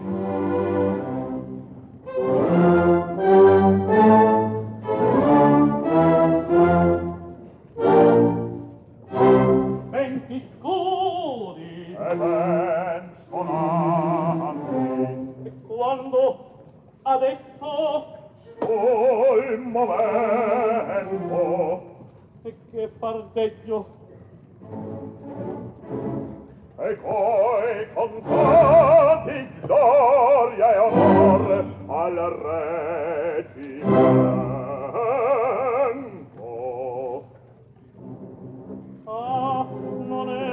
Non è ambizione che seduce questa cosa.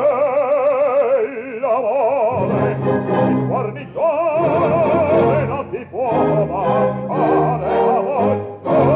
No, non ti può mancare.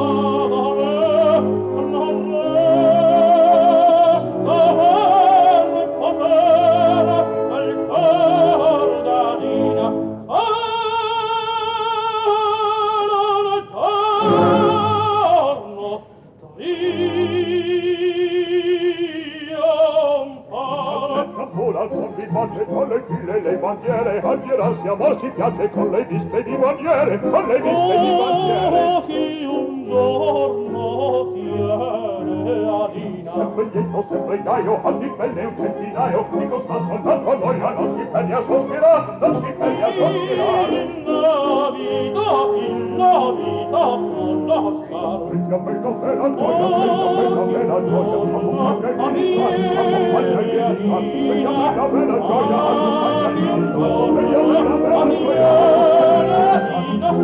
bella, bella gioia.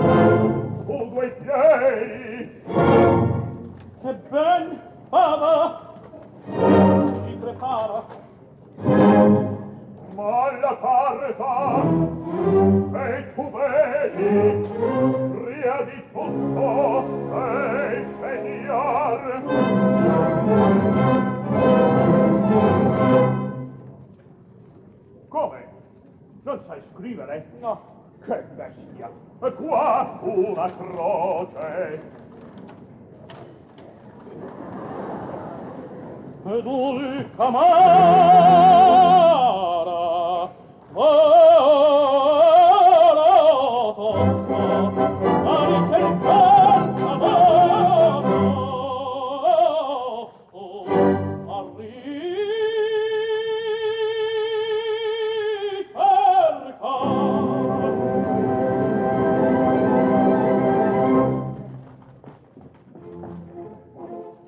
nella mano giovinotto dell'acquisto il consolo in complesso sopra e sotto mi sembri un buon figliuolo fare credo caporale se me prendi ad esemplar sì ho ingaggiato il mio rivale anche questa è da contar sì ho ingaggiato il mio rivale anche questa è da contar ho ingaggiato il mio rivale anche questa è da contar non sai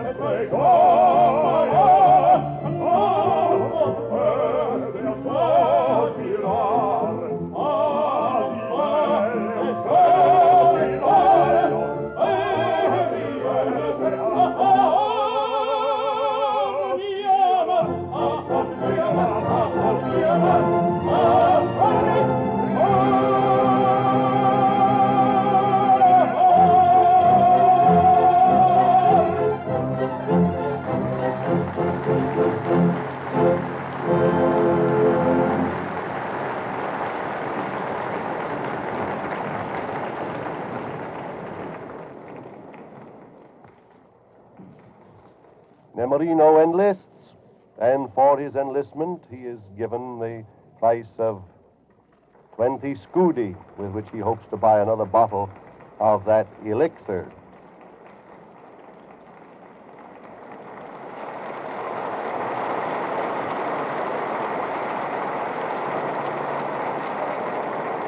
And here is Nemorino and the Sergeant Belcore bowing, Ferruccio Tagliavini, the tenor, and Francesco Valentino as the sergeant. And for the second bow, they have brought forward with them their Adina, the Brazilian soprano Bidu Sayao.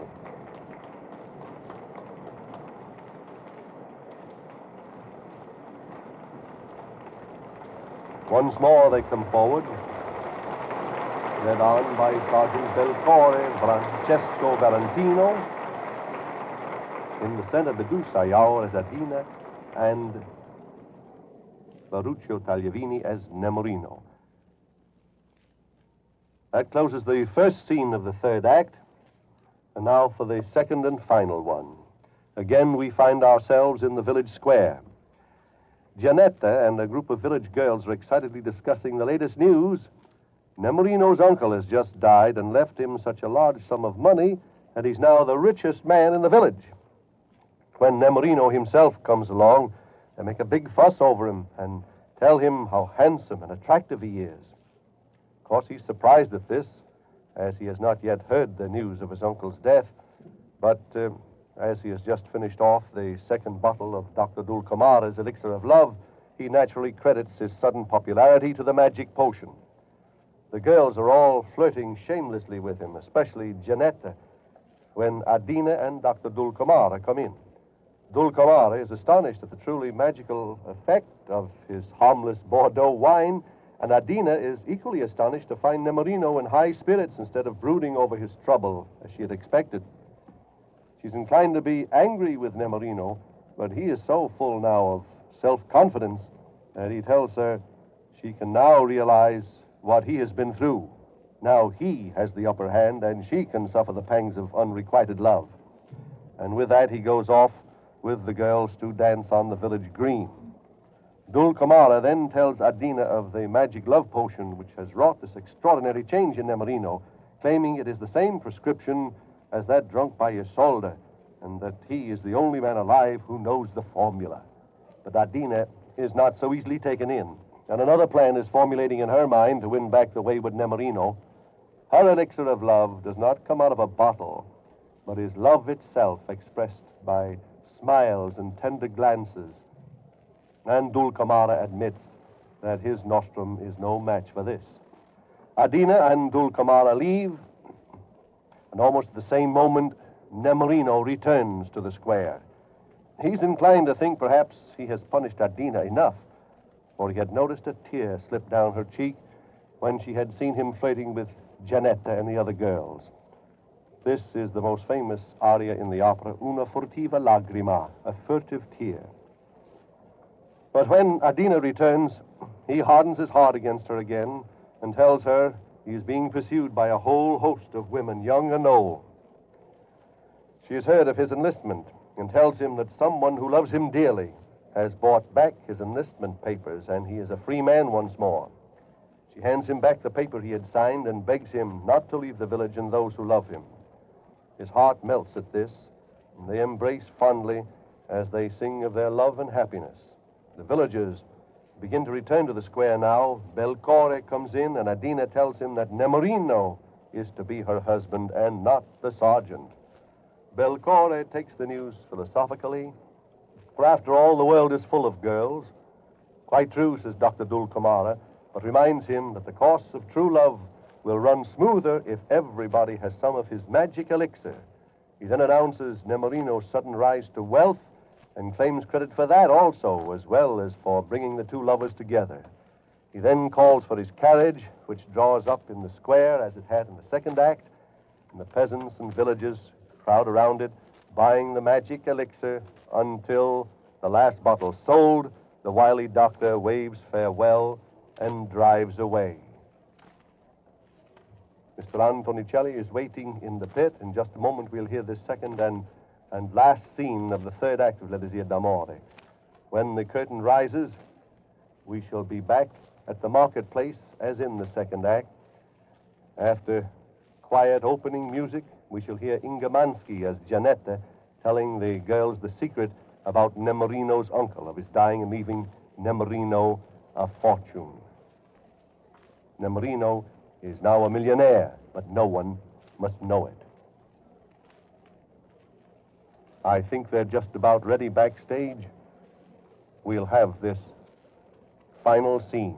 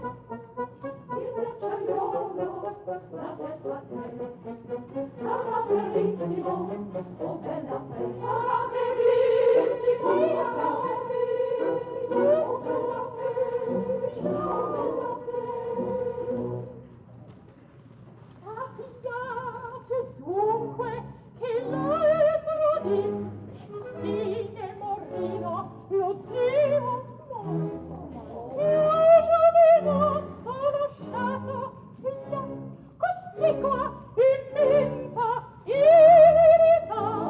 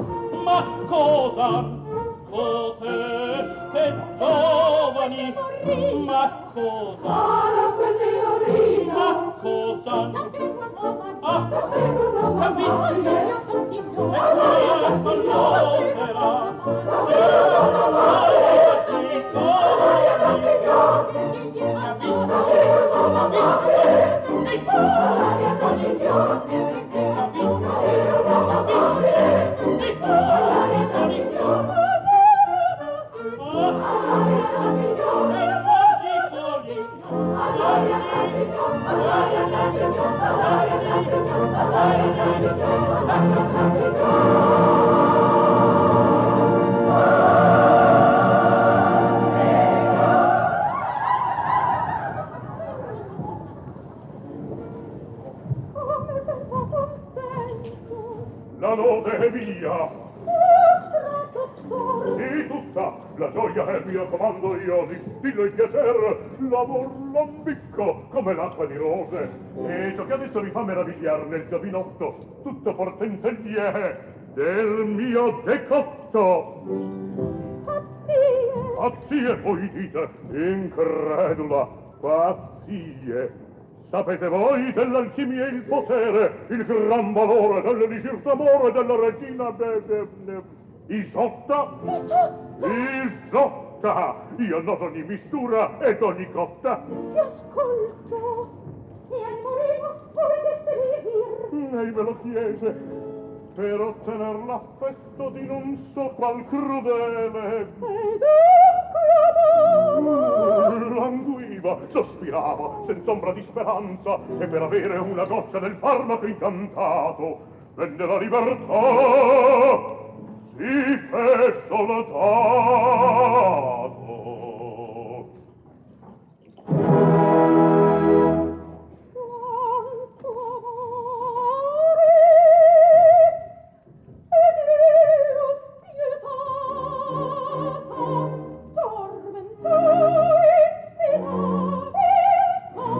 Innamorata, ha bisogno del liquor.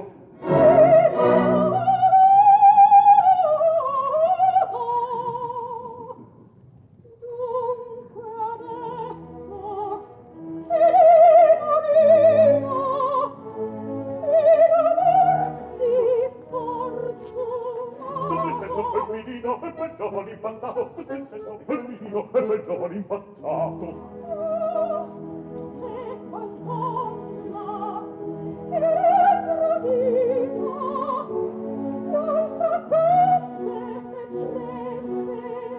Il caldo della checca tutte secche, tutte becca. Il caldo della checca tutte secche, tutte becca. Essa pur innamorata. Ha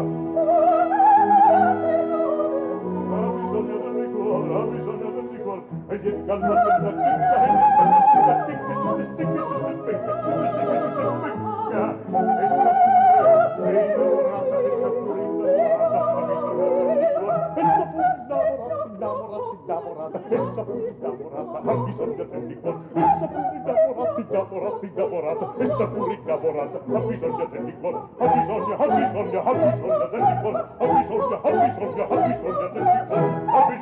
liquor, ha bisogno del liquor. Bella Dina, buon momento, io la presso, tu la testa, tu sei cotta, io l'argomento, a quell'aria ho tutta messa, se tu vuoi, sulla testa schizzinosa, se tu vuoi tornare in cetta, che tu mal farmi potrà, se tu vuoi tornare in cetta, che tu mal farmi potrà, se tu vuoi tornare in cetta, che tu mal farmi potrà, se tu vuoi tornare in cetta, che tu mal farmi potrà, se tu vuoi tornare in cetta, che tu mal farmi potrà.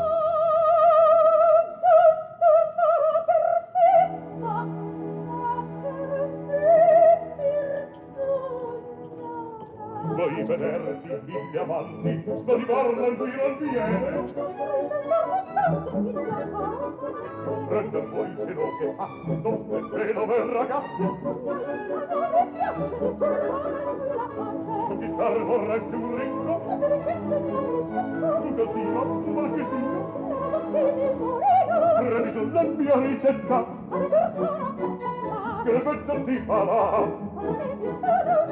Prendi su la mia ricetta, che l'effetto ti farà.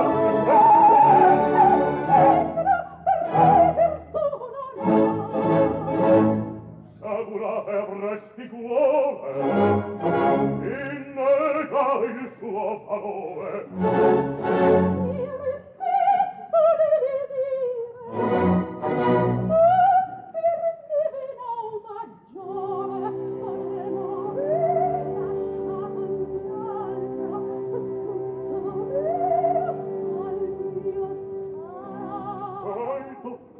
Troppo scaltra, più di te costei ne sa, sì più di te costei ne sa, sì più di te costei ne sa. Sì, sì. Una veste focchiosina, un sorriso fantastico, fostina, come gli occhi ci screta, io vi tutti fanti, presi tutti fatti, fostina, non potrà darle fuggir.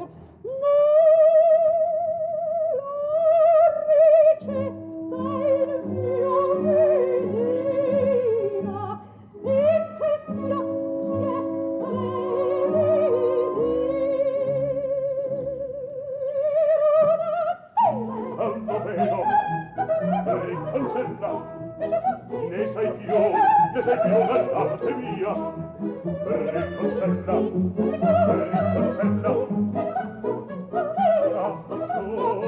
riconcella, si lo vedo, riconcella, che sta poca tanto bella, che da una spezzeria, si allora mi fa il corsello, riconcella. Si lo vedo, riconcella, ne sei più dell'arte mia, questa bocca è tutta bella, è la buona spezzeria. Poi la picchi dai tornano, dato che non ti verso. Perché cosa vuoi che vuoi, non ti capisce la via. Ma vorrei cambiare con nuovi, i miei fatti felici.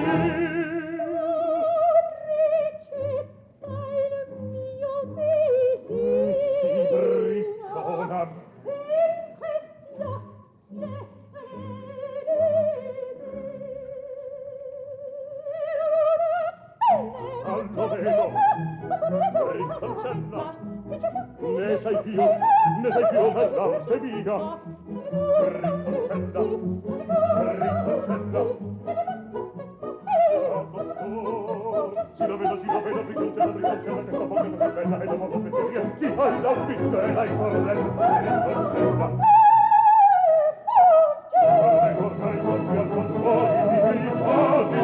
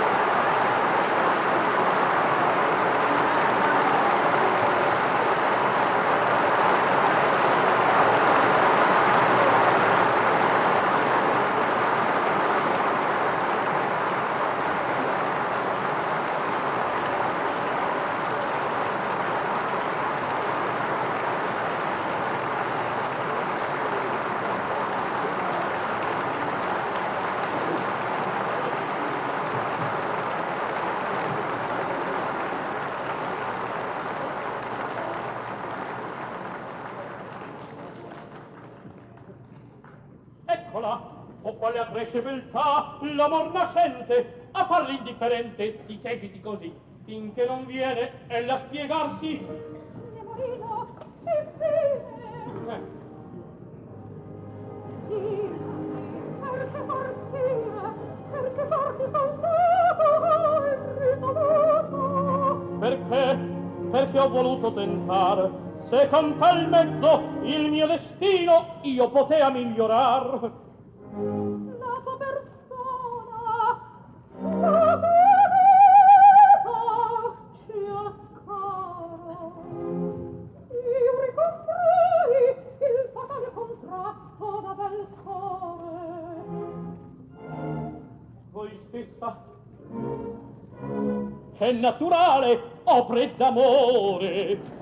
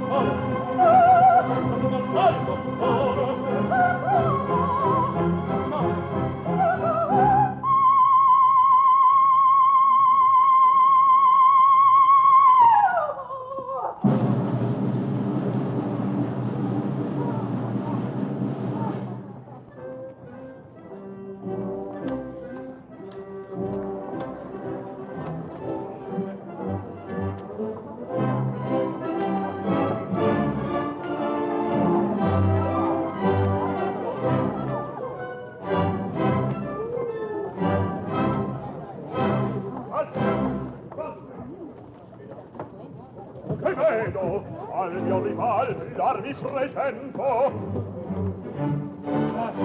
Belle così per cuore, e con genda si pace, fatemi fatto, egli più sfugo. È fatto. E tientelo pure, briccona, e già per te, pieno di donne il mondo, e mille, e otterrà del cuore, e ne darà quest'elisir d'amore. Prediletti dalle stelle, io vi lascio un gran tesoro, tutto in lui, salute e belle, allegria, fortuna e oro. Rinverdite, rifiorite, impinguate ed arricchite, e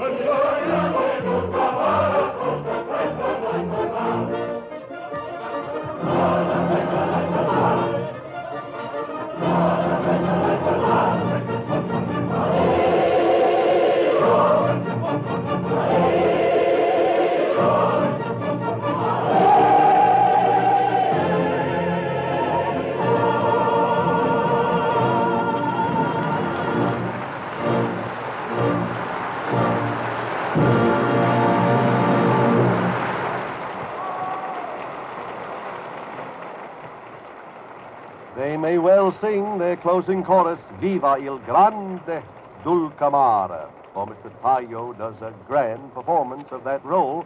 Curtain falls on the happy scene. Everybody's happy. The young couple are united at last. Dr. Dulcamara has made a handsome profit. The villagers are plentifully supplied with his magic elixir. And evidently the audience here in the Opera House is happy also, judging from the applause. Here are the singers taking their curtain calls.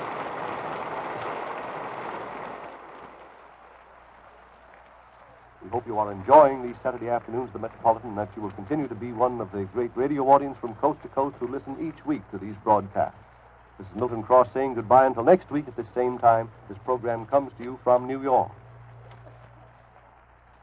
Thank you, Milton Cross. And thus we come to the conclusion of this week's presentation of A Saturday Afternoon at the Metropolitan. If you enjoy these broadcasts, kindly write Metropolitan Opera, Armed Forces Radio, Los Angeles, USA. We repeat, please write Metropolitan Opera, Armed Forces Radio, Los Angeles, USA, if you enjoy these broadcasts.